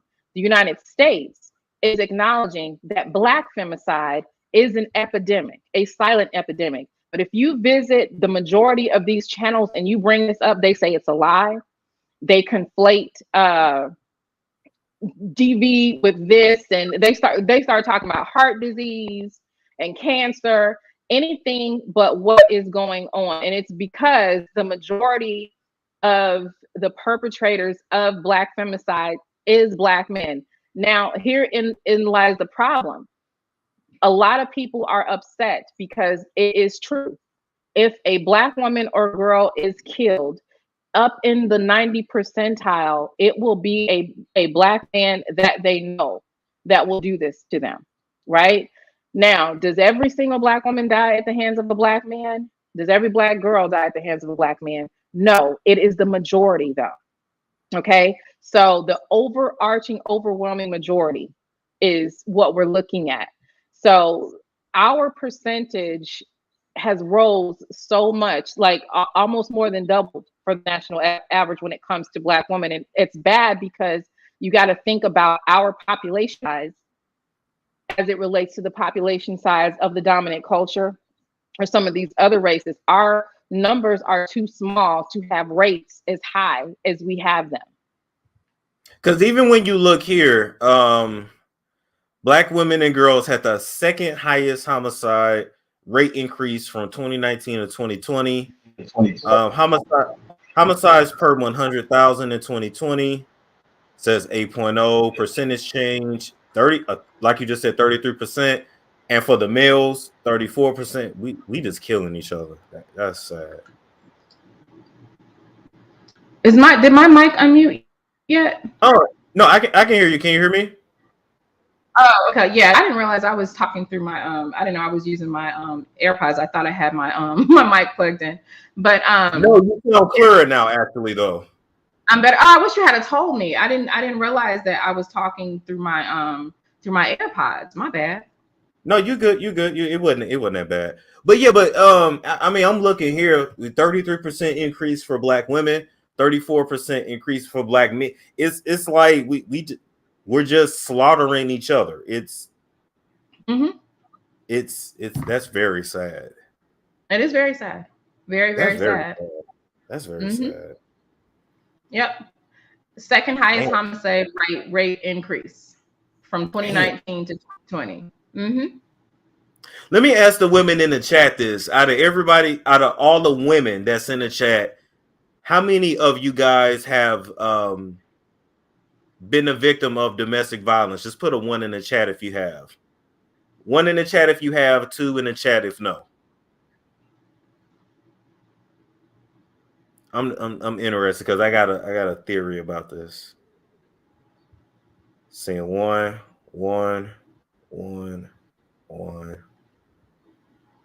Okay, got some 2s. 1.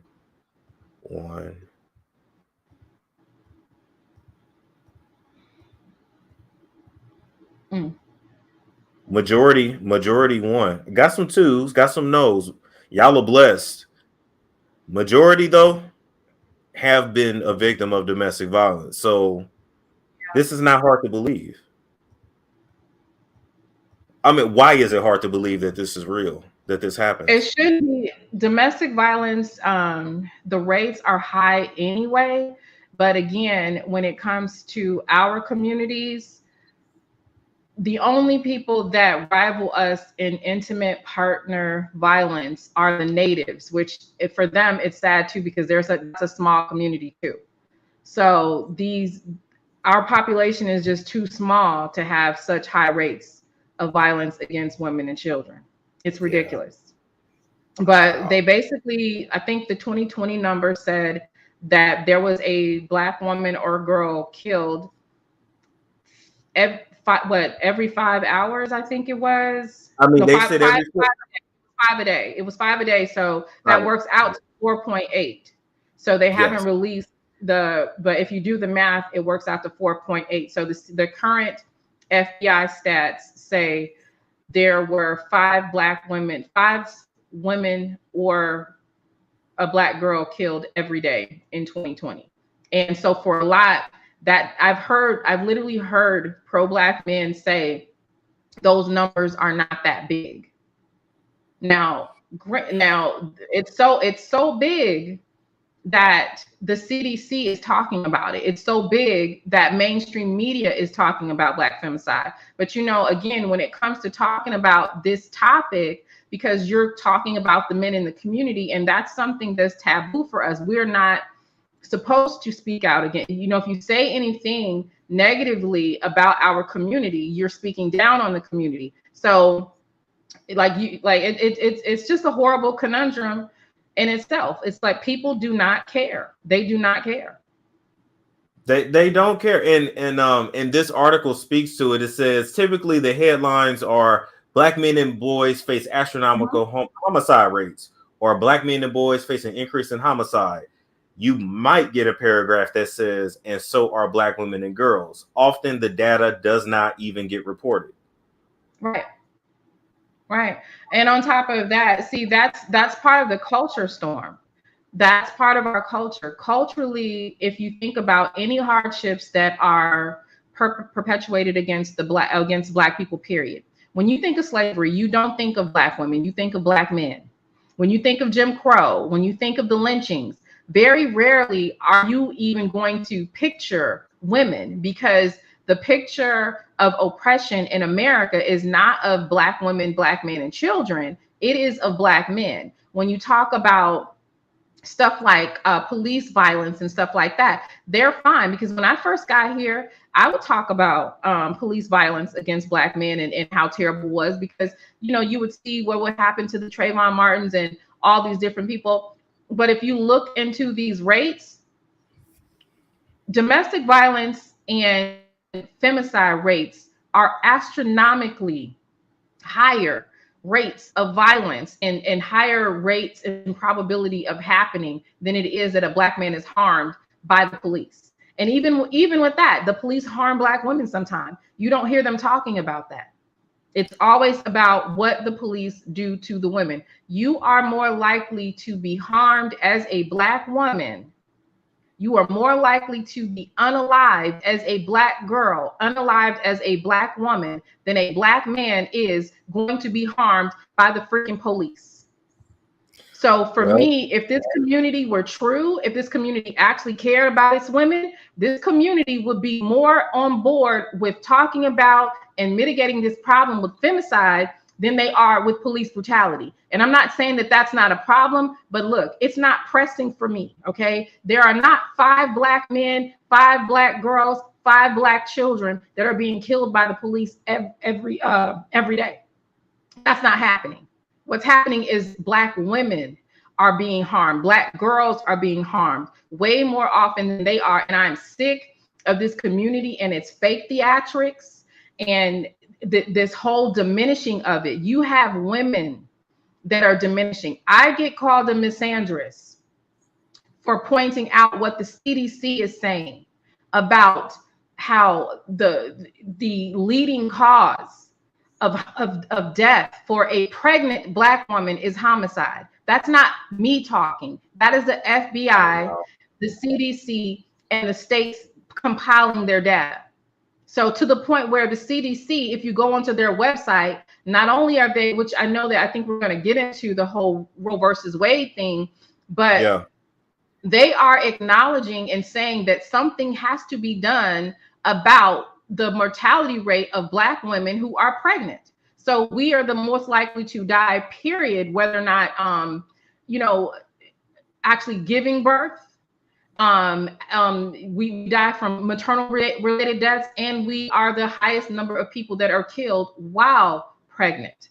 It's the truth. And I'm tired of people acting like it's not real. I'm tired of people taking this subject and diminishing it and talking about everything else but the real problem. Like, you cannot cover for this. You cannot act like this is not happening to these women just so some Black man will feel safe and comfortable around you as a woman. I'm sick of it, because a lot of this storm, people are not talking about it because people don't want to make Black men angry, because a lot of Black women need validation from Black men.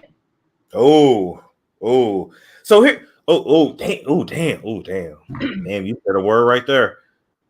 Ooh wee. Let's talk about this. Oh God, wow, this is horrible. Law enforcement is less likely to know Black women and girls' relationships with their killers. So literally, they're not even gonna know who did it. What you just said. Here's the proof right here. So the offender's relationship to the victim for Black women, 20%, police was able to prove it was their intimate partner. Then 11% of the time it's family. Then 16% of the time it's a friend, a neighbor, or an acquaintance, somebody that they know. So 20, 11, 31, 31, 60. Wow. So 50% of the time it's somebody you screwing or somebody you related to or somebody you call your friend, which means really low key, high key, Black women, y'all can't trust nobody. No. Half your killers is somebody that's smiling in your face. Then only 7% is a stranger. 45% is unknown. I mean, but those are women that, of course, get set up, etc., etc. We know that can happen. Wow. Yeah. These are the numbers, and like this is the reality. This is the reality, and it's so troubling because people would rather manipulate, weaponize this information. They don't want to talk about it. They would rather, like literally, Storm. There are people that are saying, well, heart disease kills Black women more, or cancer kills them more. Like as if the fact that this stat that you're looking at isn't something that we should be concerned about. You know, I don't like when people do that. If we're talking about a topic, then let's stick to that. We can talk about heart disease later, but right now we talking about Black. And that's it's complete gaslighting. It's complete gaslighting. And that's the thing. Black women have been being gaslit about so much for so long. And what is happening is there is a cultural shift amongst the women. The women are finding their voices, they're finding their power, and people do not like it. Okay. It is anti-Black culture to speak out about this. It is anti-Black culture to talk about the problems within your own family, let alone within your own community. We have this unspoken rule where we can't talk bad about Black people. Fuck that. If the Black people are the ones that are doing, if you're the one that is stealing from me, if you are the one that is harming me, I'm going to talk about your ass and I'm going to call the police. This whole mess that we got going on where, we're going to look bad, you're making the community look bad. No, I'm not making the community look bad. The people that are perpetuating these behaviors are making the community look bad. If Black men have an issue with us talking about femicide, then they need to be holding the other men accountable, and they need to be separating themselves completely from the men that perpetuate this kind of stuff. But so many men will sit back and not say anything or diminish it. And then you have the other side where if you speak about this as a man, then you get kicked out of the boys club, it's off code. Because that's this is literally the result of bro code. You can't talk about this, and Black women have been on code with the bros for too long. Kenya F said, but you're not mentioning the solution is financial, which is reparations. Don't just bash Black men. Your comment don't even make no sense. That sounds stupid as shit. I don't know if you're high or something, but domestic violence and femicide, again, is a global thing, right? It's not something that is just happening to Black women. It's just happening at higher rates to us. There are wealthy people getting beat, okay? If you go to the majority of Black women's content creators channels, and if they're talking about current events, they are talking about high earning men in the last month who have beaten the crap out of women. Okay, money has nothing to do with your character. If anything, it makes you more willing to do the dirt and get away with it. Dang, wow. That's That's just, this is so depressing. Looking at this stat, knowing 50% of the time, it's somebody that the black woman knows. Yeah. It's somebody that she close to, she kicking it with. Yeah. Wow. Absolutely. It's real. Then 45% of the time, the police is like, well, we don't know. And we know they ain't really trying that hard to find who it is. Well, also, if we don't care, and they're paid to care, so don't get me wrong, but if we are walking past these statistics like they don't matter, if we are walking past this stuff like why would anybody else have to? That's true. They should, but if you don't give a damn, why would anyone else? That's true. That's true. Wow. Let's talk about Roe versus Wade. Mm-hmm. A lot of people on different sectors on YouTube, social media, whatever, felt like the Supreme Court overturning Roe versus Wade, that it was a victory. Which I don't understand. I don't even see why these laws had to be fucked with. I don't understand. What a woman does with her body is her decision. Is not my business. But you tell me, you tell us, the audience, why this is very dangerous. What happened? Okay, so we were just talking about the femicide rates. Yeah, that dude that just super chatted you, he's a person, like, that's someone that's probably causing femicide. That man has been stalking me since my inception on this. He's a stalker. He's someone that harms women on this platform, well known and documented. But nonetheless, when we're talking about femicide rates, right? The CDC, if you look onto their website and you talk about, and you, in fact, I think I could send you, or maybe I could, let me see if I can get it up on my screen. Sure. Let me find it. So what they wanted to do was start to make people aware of what's going on within the community. And let me find this.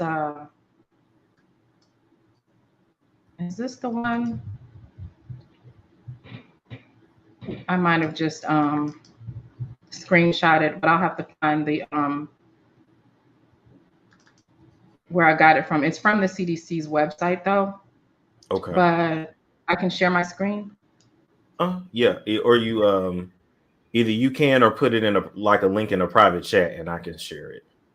Okay, let me see. Somebody said give a damn window. So Kenya, you gonna keep trolling, ain't you? Kenya's gonna be trolling tonight, I see. I think this might be it. Let me see. Okay. This might be it. Okay. So, let me just find the website, because on the website, it goes into it. Black women are actually more in danger because of this, because of us having such high maternal pregnancy-related deaths, more than any other group, right?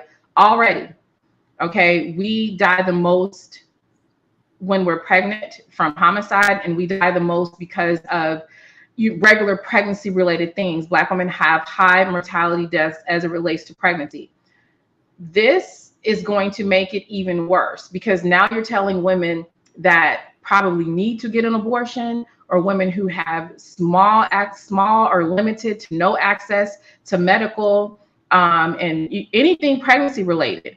You're telling them that they basically have to put themselves in even higher risk categories. So think about it. Black women already have the highest risk of being a victim of a violent crime. We have the highest risk of actually being harmed while we're pregnant by someone that we know. And then we have the highest rates of dying during the pregnancy from a pregnancy-related mortality. That's dangerous. This is just bad for women overall. Okay, there was a Black woman that I was doing some research on who she had a miscarriage. So people are not even understanding that having a freaking miscarriage will put you at risk, because they wanted to test her to make sure, because she was beyond a certain number of weeks, that she didn't take any abortion inducing substances. And some women have actually been arrested and jailed for having miscarriages because they're suspected to having forced themselves into miscarriages. This is bad overall. This is bad overall. Most women who have abortions are having them because the pregnancy is accidental, right? Or they know that they're in a situation where they cannot, go forth with the pregnancy. Removing that from a Black woman especially is going to increase the mortality rate for Black women. All systems point to that. Okay? All systems point to that. You think, because we know that these laws are also going to start to be comparable with the men. If they start making these men more responsible, right? They start making these men more responsible and make them pay child support while the woman is pregnant. You don't think that's going to put a woman's life at risk? It definitely is. Oh my God, this is horrible. Yeah, let me see if I can find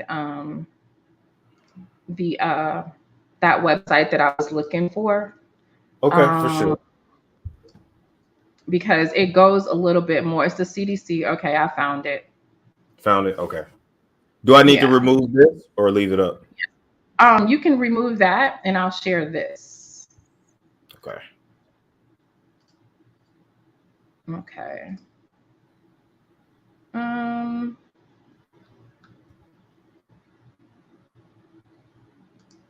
Chrome tab. Okay. All right, bam. All right.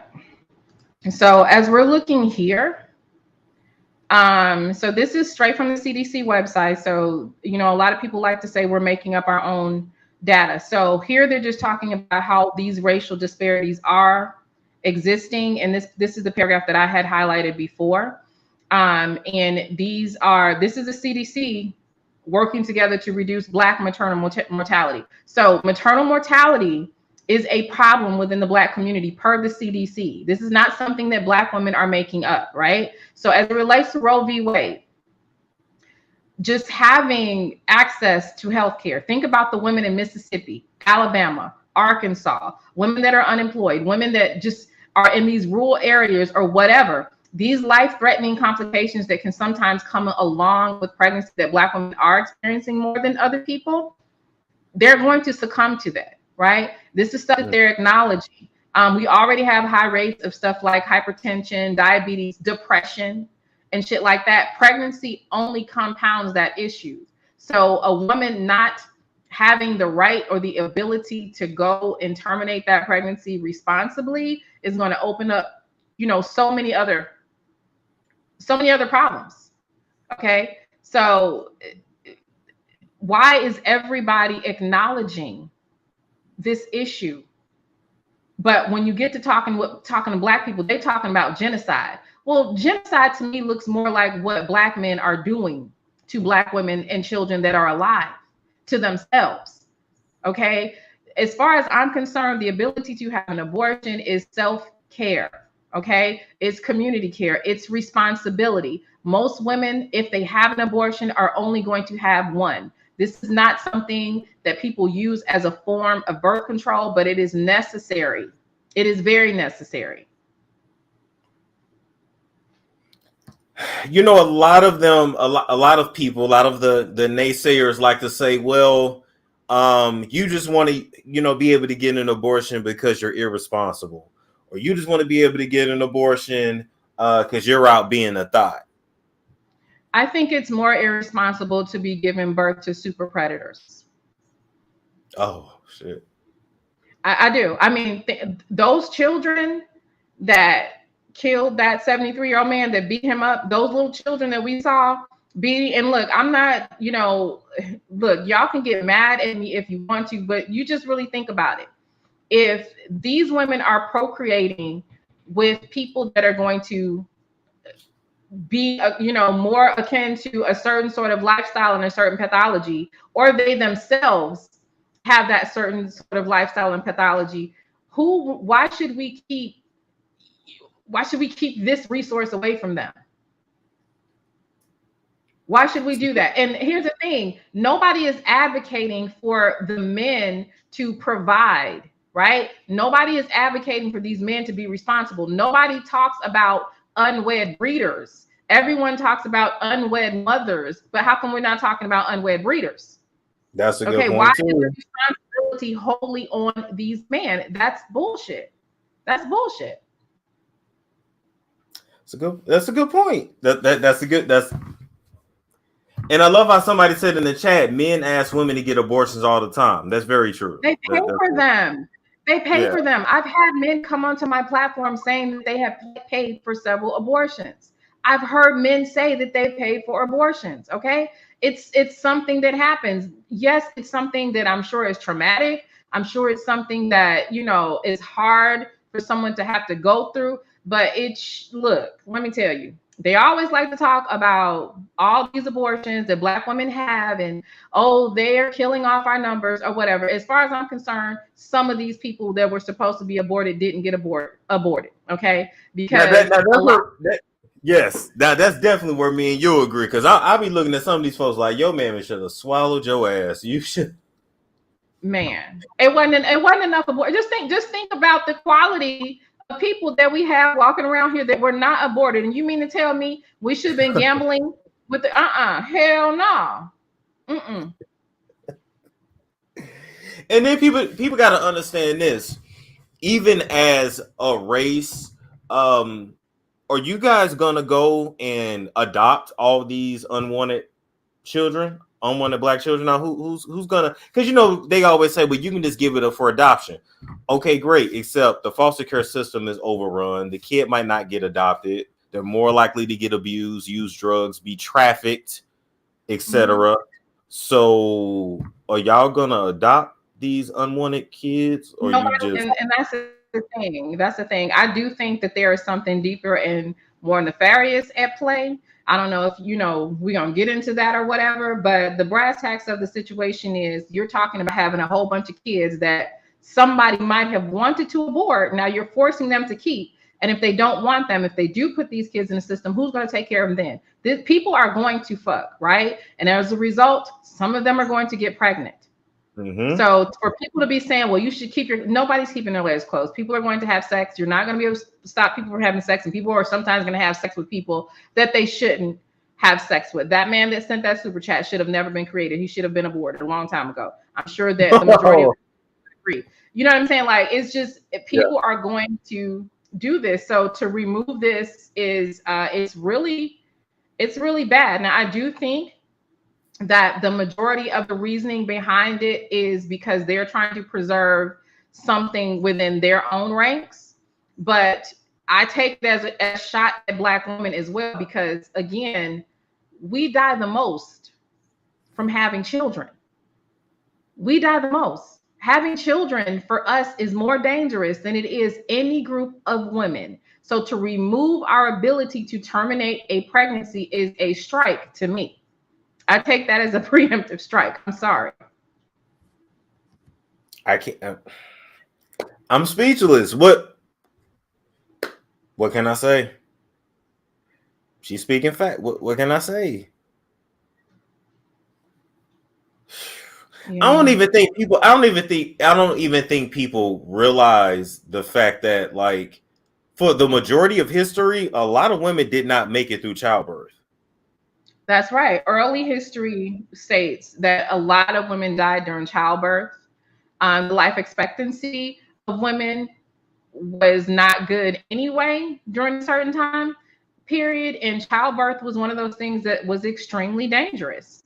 And because of the disparities within our race, because of the lack of resources, the lack of support, and a lot of people don't put a lot of emphasis into this part of pregnancy. But if you are not receiving the emotional support that you need during a pregnancy, not like a lot of men don't necessarily get this or whatever, but it affects every single part of your pregnancy. I have seen women that were generally healthy who have not received the support that they should get during a pregnancy. And these babies have lower birth rate. The women have all sorts of complications, and sometimes they are relating that to the high levels of depression and stuff like that. I mean, during a pregnancy, it should be the happiest time of your life, right? You should be happy. You're an expected mother. You're bringing a new life, and it's very exciting. Every stage of pregnancy is exciting, and it should be documented, and it should be something that you're proud of. Now, be that woman that's unsupported, that woman that is unsure about, the man. Is he going to be there? Is he going to help me out with that? There's so much uncertainty when it comes to Black women. Like, most women will never know what it's like to have to not know whether or not you're going to be supported within your family or within the person that you got pregnant by. But a lot of Black people know that. A lot of Black people, that's what they deal with. A lot of Black women deal with just a lack of support. And that's something that some of my earlier content, when we would have these conversations, I didn't get it. I didn't understand. I just was like, well, if you pick the right guy, you'll be supported and you'll be okay and all that kind of stuff. And it's just not true. The majority of these women out here have not had happy pregnancies. They've not been pregnant under happy circumstances, and they're just not supported. Black folks don't be happy if you tell them you're pregnant. When the last time you seen Black people happy that somebody pregnant? Your cousin come home and tell the family she's pregnant. Everybody be like, I don't know what she did that for. You know what I'm saying? Nobody. Black people are not baby friendly. They're not baby friendly. Damn, you ain't lying about that. I mean, I don't really see people get happy to the baby shower because they want the meatballs. The meatballs be fire. The meatballs swimming in barbecue sauce. No, thank you. That's the only thing I see them excited for. But you know what? That's a good damn point. It's a good point. Damn. Okay. Well, at this point, Nylah, how you feeling? You still got some? Charge again. You still got some time? Sure. I got a little bit. Got a little bit. Okay. Do you want to take questions? Sure, I'll take a few. Okay, for sure. All right, so let me stop the screen. This was fun. I'm so glad you came on. Thanks for having me. All right, so let me hit invite, copy. All right, folks, you got a question for Nylah? When you come up, you got to be respectful. If you're not respectful, I will be taking you down. Or she may just cuss you the hell out, and I'm not going to stop her. Number 2, you got like 60 seconds to make your point. No long-winded ass questions. So we not having that kind of night. Let me pin that link here. Pin the link. I don't know how they can deny these facts, Nylah, at this point. Like, I mean, if you can deny your children, you can deny facts. You shouldn't be surprised at all. Well, good point, because these niggas be denying kids that look just like them. I'll be like, Lynn B said you're a real one for hosting this conversation. Thank you, Lynn B. Appreciate that. The link to come in is pinned. So, hey, y'all don't want to come talk, then we'll let Nylah go and enjoy her night. Link is pinned. Let's see. It's because they don't want to take responsibility for themselves and their gender. Good point.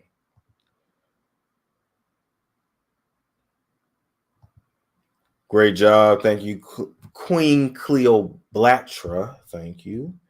My husband created the space for me to be happy. My hair grew. Choose different. The guy is the tux, and paint suit is also desirable. All right. Nylah, you ready? We got somebody up here with a question. Yep, I'm ready. Shoot. All right. Oh no. Fly on my name, bro. On your. We not even doing that. I don't even know who that is, but we gonna keep it moving. That is that's a stalking idiot who needs to go somewhere and find his child who's on the internet telling the world that he doesn't take care of her. That's someone that's been, if you want to talk about femicide, right? That's someone that has been harassing my family. Our like just anybody on YouTube. He stalks women. He threatens, like it's ridiculous. It's ridiculous. That is crazy. That's crazy. That's crazy. All right. Somebody that got a question. Chuck Vader said he got cut so quick. Yeah, we're not doing that. No. We made that very clear. We're not doing that. Ask Nylah if she suggests marriage for Black women and men.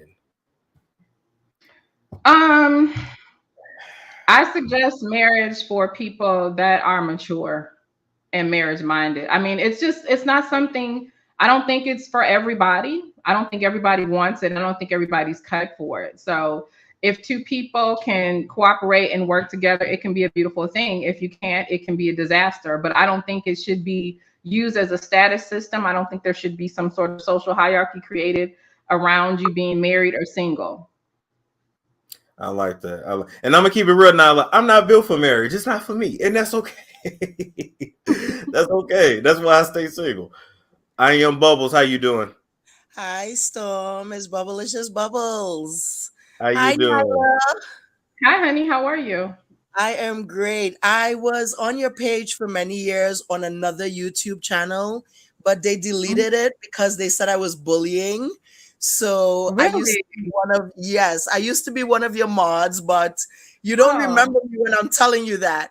However, what was your name before? It was always Bubblicious Bubbles. I'm sorry, I don't remember you, honey. That's sorry. Okay. That's okay.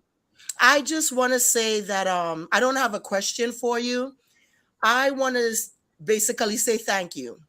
I was in an abusive relationship for, I want to say, almost close to 5 years. He probably became close to almost killing me. And it's hard to leave when you are in an abusive situation. However, listening to you and Cynthia G, even you, Storm, continuously reminding us of the rhetoric to take observance of what is happening in our community, regardless of what the community says, that the data is not true, that we are lying, that we are creating these stories. It's undeniable when you look into our community. When you look into our society, you see molestation, you see pedophilia, you see abuse, you see toxicity, you see where there's no respect for women. These men who have daughters don't even respect having daughters. And I just want to thank you and tell you, please don't stop. I see the fight that you get. I see how they come for you. I see how they disrespect you, disrespect Taz, disrespect Cynthia G. You can't stop this fight. If you don't think it's waking women up, it's waking women up. I moved from my situation from one state all the way to North Carolina to get away from abuse because of listening to you on a daily basis, pounding that reminder in my head. And I want to say I appreciate you, sis. You have to continue this message. You have to continue the message. I truly, truly appreciate you. Listening to you saved my life. And that's what I'm not just capping. I'm not joking. Listening to you saved my life. It made me and check myself. And I'm so happy. I'm so happy to hear that. I'm so glad that you're okay. Yeah, I'm so glad you're okay. And I appreciate you, Storm, because Storm is a man that he stays objective. Not because he's a man, he's going to just go with the flow of whatever BS is being pushed out there. So continue to do the great work, guys. Between you, Cynthia G, you, Storm, Taz, continue to do the great work. You're reaching who needs to be reached. Thank you so much. Thank you. You enjoyed your night, all right? Yeah, good night. Good night. Wow. That's powerful. Thank you, Ellen. I appreciate this conversation both Nylah and Storm are having. It's necessary for people to see this. I want to say I also love how I've already been threatened in the private chat. Yeah, it's like that person. I'll show you some stuff. Like It's This is just the ridiculous. weirdness on YouTube. And when you stand for something, people like that are always going to be there to attack because they have nothing and stand for nothing. It's a mess. Valentina, you're up. How you doing? Hi, good evening, Storm. Good evening, Nylah. I am a subscriber of Nylah and Taz's channel. I feel like you guys are more teachers than YouTubers. Wow, thank you. And I just wanted to, I don't really have a question, but I just wanted to like say that I feel like it's just more to this Roe versus Wade than what it is, because I mean, let's look at reality. We have a food shortage. We have a formula shortage. We're like literally scrambling to, stack up. How are we gonna feed these kids? Yeah, It's a good point. It doesn't make any sense. So that's a good point. It's a bigger picture. Some of it is for chaos. Some of it is to create some sort of chaotic scramble, because as we can even see, the formula shortage was not real. You could get it if other places could get it. Some of this stuff is some sort of organized chaos that is a much deeper conversation, probably for another time or whatever. But you're right, it's there's so much stuff going on in the world today.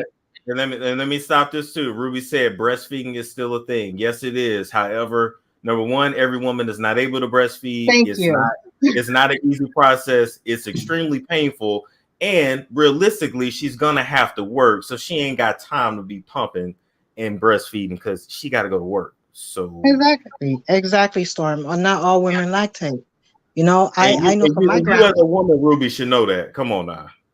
Yeah, not all women lactate, and then because of the things that are going on in our environment and within our food supply, and even with a lot of stuff, women are not able to produce like they used to because of the hormones and the food. There's so many things, so it's like it's really a private and personal thing. Yeah. A woman to breastfeed and stuff like that. In a perfect world, I'm pro breastfeeding. But that's my decision. But the beauty of being a woman is that you have the right to choose, or at least you should, right?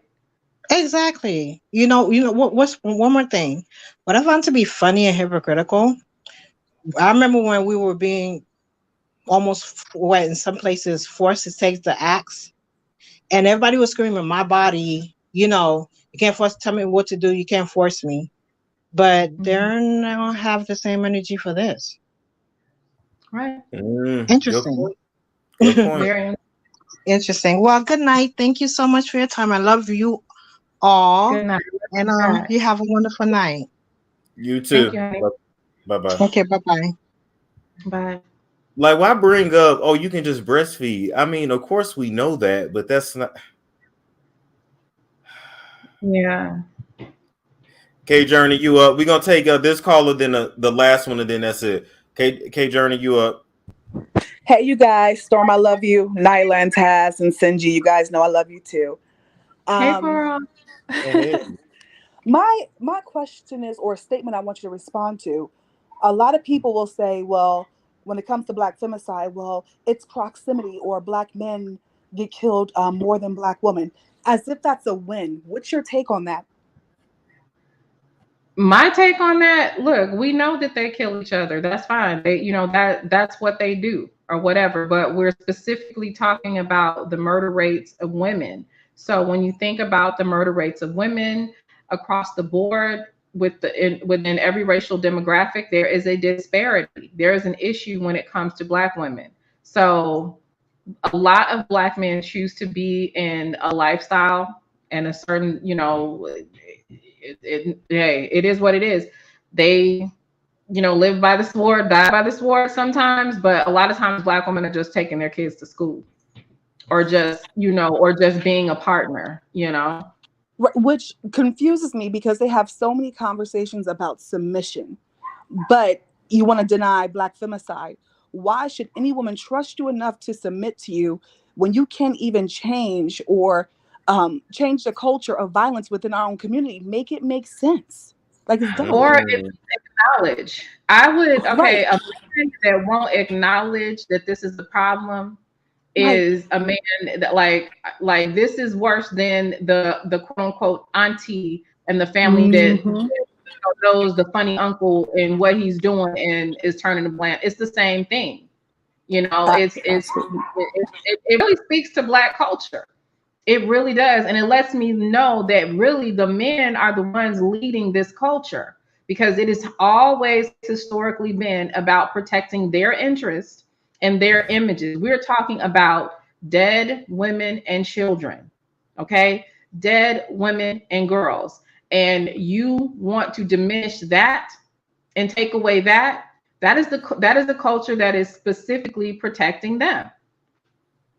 Right. That's all I have. But Storm, make sure you check out Nyla's Climbing Up Mammy's Mountain. That shit is hilarious. I'm sorry. Yeah, I saw y'all comment that, and then I saw somebody say sing the Mammy song, so I gotta go check out what that is. You guys have a good night. I can play it. It's on my computer. Have a good night. Play it, please, because I want to hear this. Okay, let me find Mammy Mountain. Let me see. Is this it right here? They are so crazy. I just can't believe this nigga really said, if you allow that woman to speak on me again, it won't end well, sir. Let me tell you why you don't have to worry about him. Okay, this man brought his ass over to where we live, to our city, and pretended like he wanted, because he's obsessed with Taz and he's obsessed with me. He's a weirdo. He has a reputation for stalking and harassing women online. That's what he does. And so he gets a lot of traction. Well, he got a lot of traction at one point for harassing us. So he wanted to be Billy Badass. You know, Taz is 6'7", right? I did not know that. Oh yes. So he came to Vegas, and this has all happened on a live stream. He does this live stream. Nobody pays attention to this weak ass dude, right? And so he made a video saying, you know, yeah, I'm looking for Taz and all this kind of stuff. I'm live. I'm here. So I was out shopping, doing my thing. And Taz was like, you know, come on back to the crib. I'm about to meet this nigga. He act like he want to do something. So Taz goes down there, pulls up. Do you know this week? And this is all on live stream, so you can't deny it. This dude would not get out of the car. Taz is standing there like, come on, what you want? He got the camera up, like we see it all. And this nigga would not get out the car. He just kept driving past, screaming and yelling out of the car. Then he goes, oh, well, you know, Nylah was in the car and Nylah was going to do something and the police was there, and everybody sees, you know, because Taz is showing it on the live. There's no police there. There's nothing. He's just a weird clout chaser with a weird fixation. I don't know, I don't know what this dude's problem is, but he don't want, he's just all talk, because when he was here, he ran. In fact, the very next day, he said nothing, made no mention of it. Taz went to the dude's hotel where he was at and stayed there and played at the casino. The dude didn't come out, and Taz turned that man into a vlogger, because he started vlogging for the next month and didn't have shit to say about nobody else on YouTube for a whole month. But yeah, he's just like, he likes to threaten women and children and do stuff. And because Taz is speaking out against femicide and stuff like that, that puts him at odds with a lot of men. So they use men like him, or, you know, we so-called men like him, who are like, you know, trolls and weirdos, to like run smear campaigns and stuff. Like it's really weird. Just weird shit. But yeah, he came through. Angela, I don't want to put nobody in jail. You know how I get down. I don't give a damn. No, but that's so I can share the Mammy Mountain. I can share the Mammy Mountain thing for you. Hold on, let me share it. That's funny. He said Taz ain't finna put me in no pretzel on a damn live stream. Right. He was not trying to get it up with Taz at all. He likes to sound like it. Everybody want to fight Taz until it's time to fight Taz, you know. Anyway. I can tell from Taz's voice I don't want to fight Taz. Do you hear me? And you know what? Taz is a really, like, everywhere we go, everybody likes Taz. So no, he's not gonna play around with you, but he's not looking for trouble. You know what I'm saying? Yes. I'm climbing up Mammy Mountain where I can say begin. I'm climbing up Mammy Mountain so we can dream of me. I don't mind if he calls me trash. He can even beat me. I'm climbing, I'm climbing. Mammy Mountain. Mammy Mountain. I'm a big mammy. He can beat me. I'm sad. So that's the Mammy Mountain song. Did No, you it's the make that side song? Did you make No, that? I didn't. No, a subscriber made it for me. She wants to remain anonymous. She made another one. Oh, Mammy, that's also a good one. But yeah, we use this to, let everybody know, like, girl, you climbing up. Actually, Taz made up the phrase climbing up Mammy Mountain when women are just doing too much in defense of men. And we just turned it into a thing. Oh my God. That is just so funny to me. Climbing up Mammy Mountain. That's genius. Wow. He can even beat me down. Oh my God. Beat on me. And then she says she's sad before giving you the side eye. I love it. I love it. I love it. Oh my God. Davita Small, how you doing? Hi, how are you guys? Good. Hi. How you doing? It's so funny. I didn't think I was gonna get up here. But I actually discovered you today, Storm, and I really love your platform. And also today was the very first time I've ever heard of you, Nylah, as well, and the subject that y'all were discussing. And this is something that I'm actually currently going through, like the whole domestic violence situation. Wow. A young Black woman, 28 years old. And basically what I wanted to say was, I think the biggest issue is always the protection of protecting the person that's sorry, I'm getting choky, but protecting the person that's abusing you. That's where it starts, and that's where it needs to end. Because are you okay right now? Always pookies and huh? Are you okay? Are you working through it right now? Yes, so I am working through it right now. It's been about 6 months now. And, fortunately, I had a way out of it, but a lot of people don't. And it's not even just, like you said, it's not just the stereotype person that you would think would do it. It's actually the person that displays to be the perfect guy. And I would just say, I don't know who's listening, and honestly, I'm so nervous, y'all. I don't know why I'm up here, but somebody needs to hear this.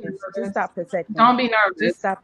Don't be nervous. But just you were strong enough to do what a lot of women don't do. And if you've been gone for 6 months, that means more than likely you are done and you are gone.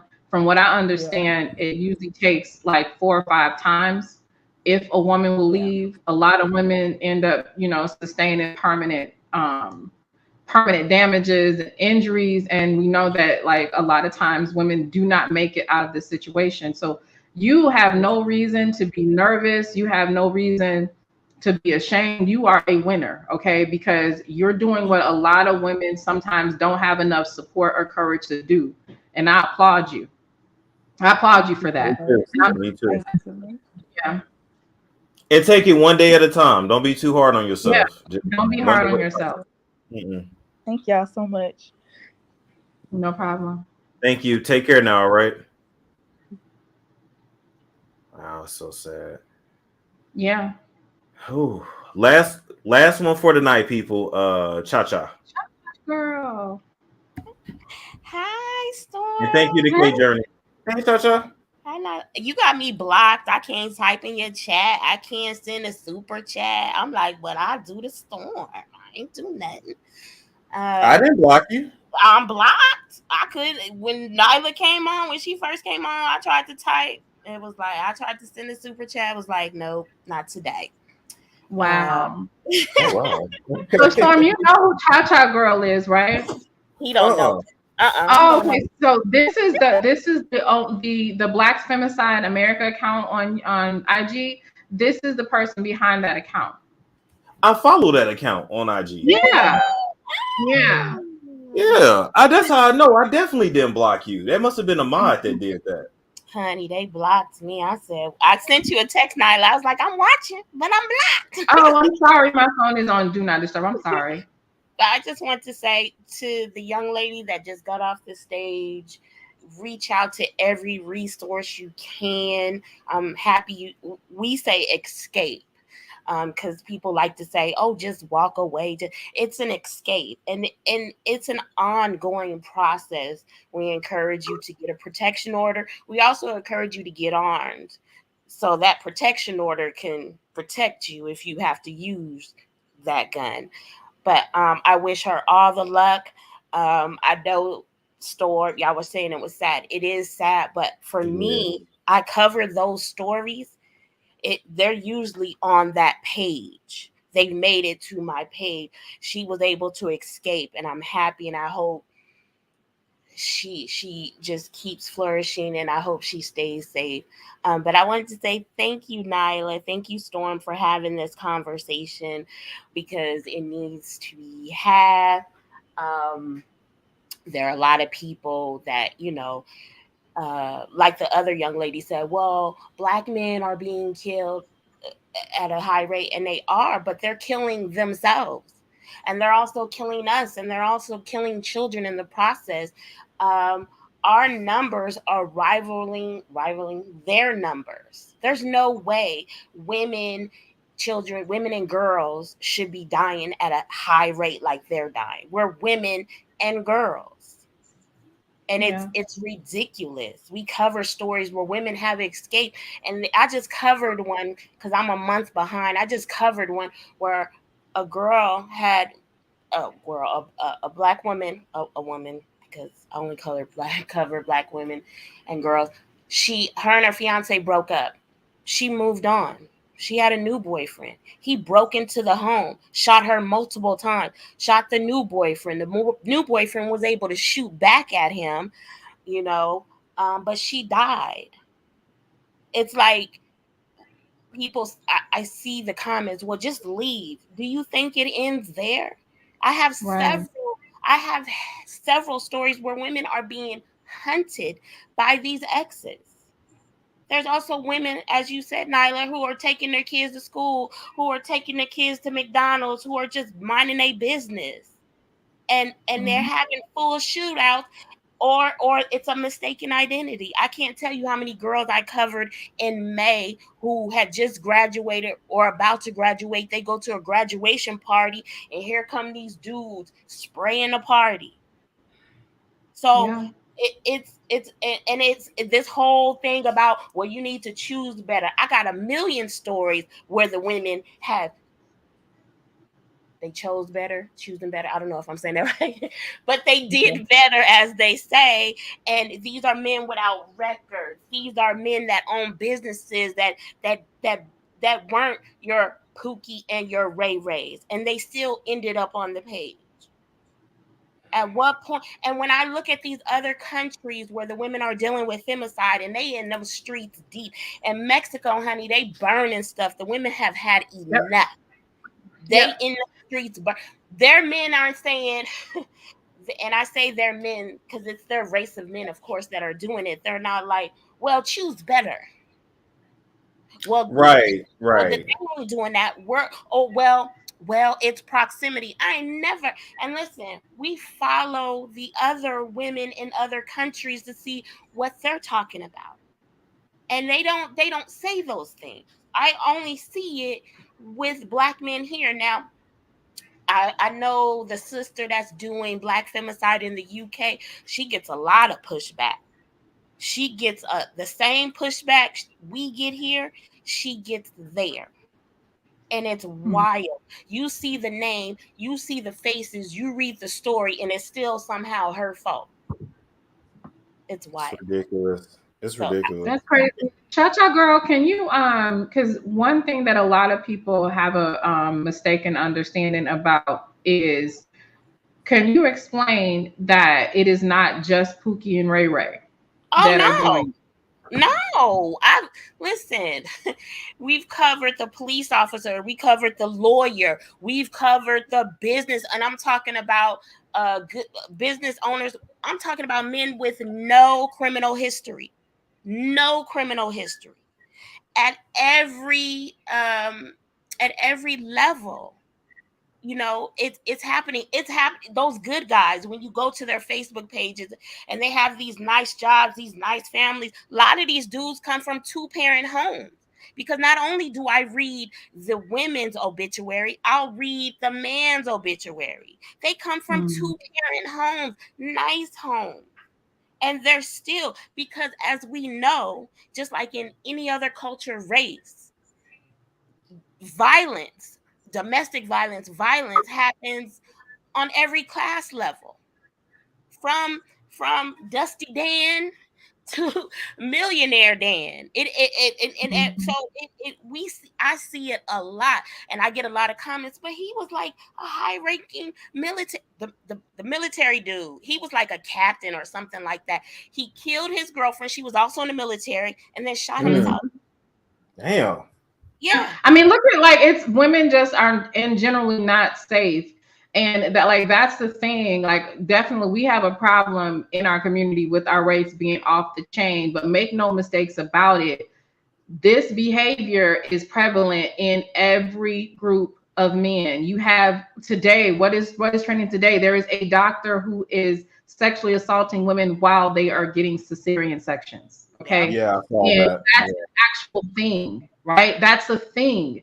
When I was looking up the story, because I wanted to authenticate it, because I first saw it, somebody said it on social media, so I wanted to make sure it was something that actually happened. So I Googled the scenario, and every year there is some sort of instances where hundreds of women have been victimized by one doctor, not Pookie, but doctor.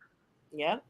So women have got to recognize what bad men look like, what they sound like, and how they behave, because it's not racially it's not just within one race. It's definitely not. It is you got to wisen up. Bad male pathology has no racial bounds.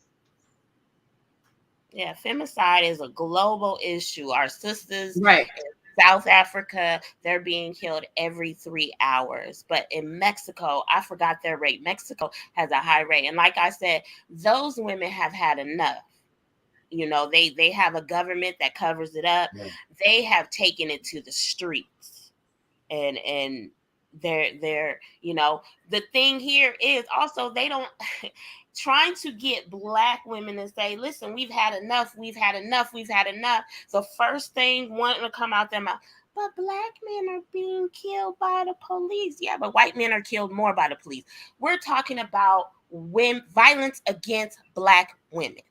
Can you get that? And they're like, but you know, Black men are, it's they see their brother, their dad, their uncle, their cousin in Black men who have been shot, hurt, and killed. But the stories we post, they don't see that it could be them. It could be your sister. Listen, you don't even have to be dealing with one and still be killed. Like I said, that lady in Chicago a couple of weeks ago, she was riding in a car with her 5-month-old daughter, and a hail of bullets hit her and hit the car and struck and killed the baby, a 5-month-old. And Chicago didn't get upset. They didn't raise hell. Now that's a baby. But Highland Park, honey, everybody came out. The mayor came out. And I'm just like, a baby just was killed. Y'all don't care. So, I mean, we have the awareness there. We, you know, the only thing I could do is just post the stories, bring the awareness, post resources, and because that's the only thing I can do. Yeah, and you're doing your part, and just keep doing your thing. That's all you can do. Yeah. Well, I want to thank you guys. I'm gonna get off of here, but thank you guys for having this conversation. Thank you, Nylah. I'll see you Friday on your show. All right, girl. Yes. You guys got to come and check out me and Cha Cha Girl, because we gotta break down some BS. Everybody's trying to act like femicide ain't real. Well, thank you, Storm, and you have a good evening. Thank you. You too. Take care now, right? Okay. Bye-bye. Nylah, I want to thank you for joining me. I saw Taz was in the chat as well. I don't know if Cynthia G had a chance to come by or not, but let the people know, hey, where they can find you, subscribe, follow you, all that good stuff. Absolutely. So the name of my channel, I have three channels, but the main channel that I am building right now is Nyla's Vibes. You can catch me over there a couple of times a week. In fact, we are going to get it in later on tonight. We're going to just have, a little bit of a grown woman commentary, and come and subscribe to my channel, Nyla's Vibes. Nyla's Vibes. I thank you so much. This was an interesting live for sure. I am sure we're going to wake up in the morning and people that chopped it up and having all kinds of panels. And hey, we know how that go. We know how that go. It is Taz said I post all day and I'm live every day. And why did I read that in his voice? You did. I did too. It's bad. I read it in his voice too. Thank you so much, Nylah. We'll keep in touch, of course, and I'll talk to you soon. All right, thank you. Take it easy now. All right, peace. All right, guys, this was a fun show tonight. I'm gonna relax for a little bit because I put in like almost 3 hours of work. This was some work tonight. All right. Taz got all the content for sure. I made sure I subscribed to. Like, comment, subscribe. Make sure you're on my texting list, 678-679-6077, so you can get notifications when I go live or drop videos. I will catch you all later.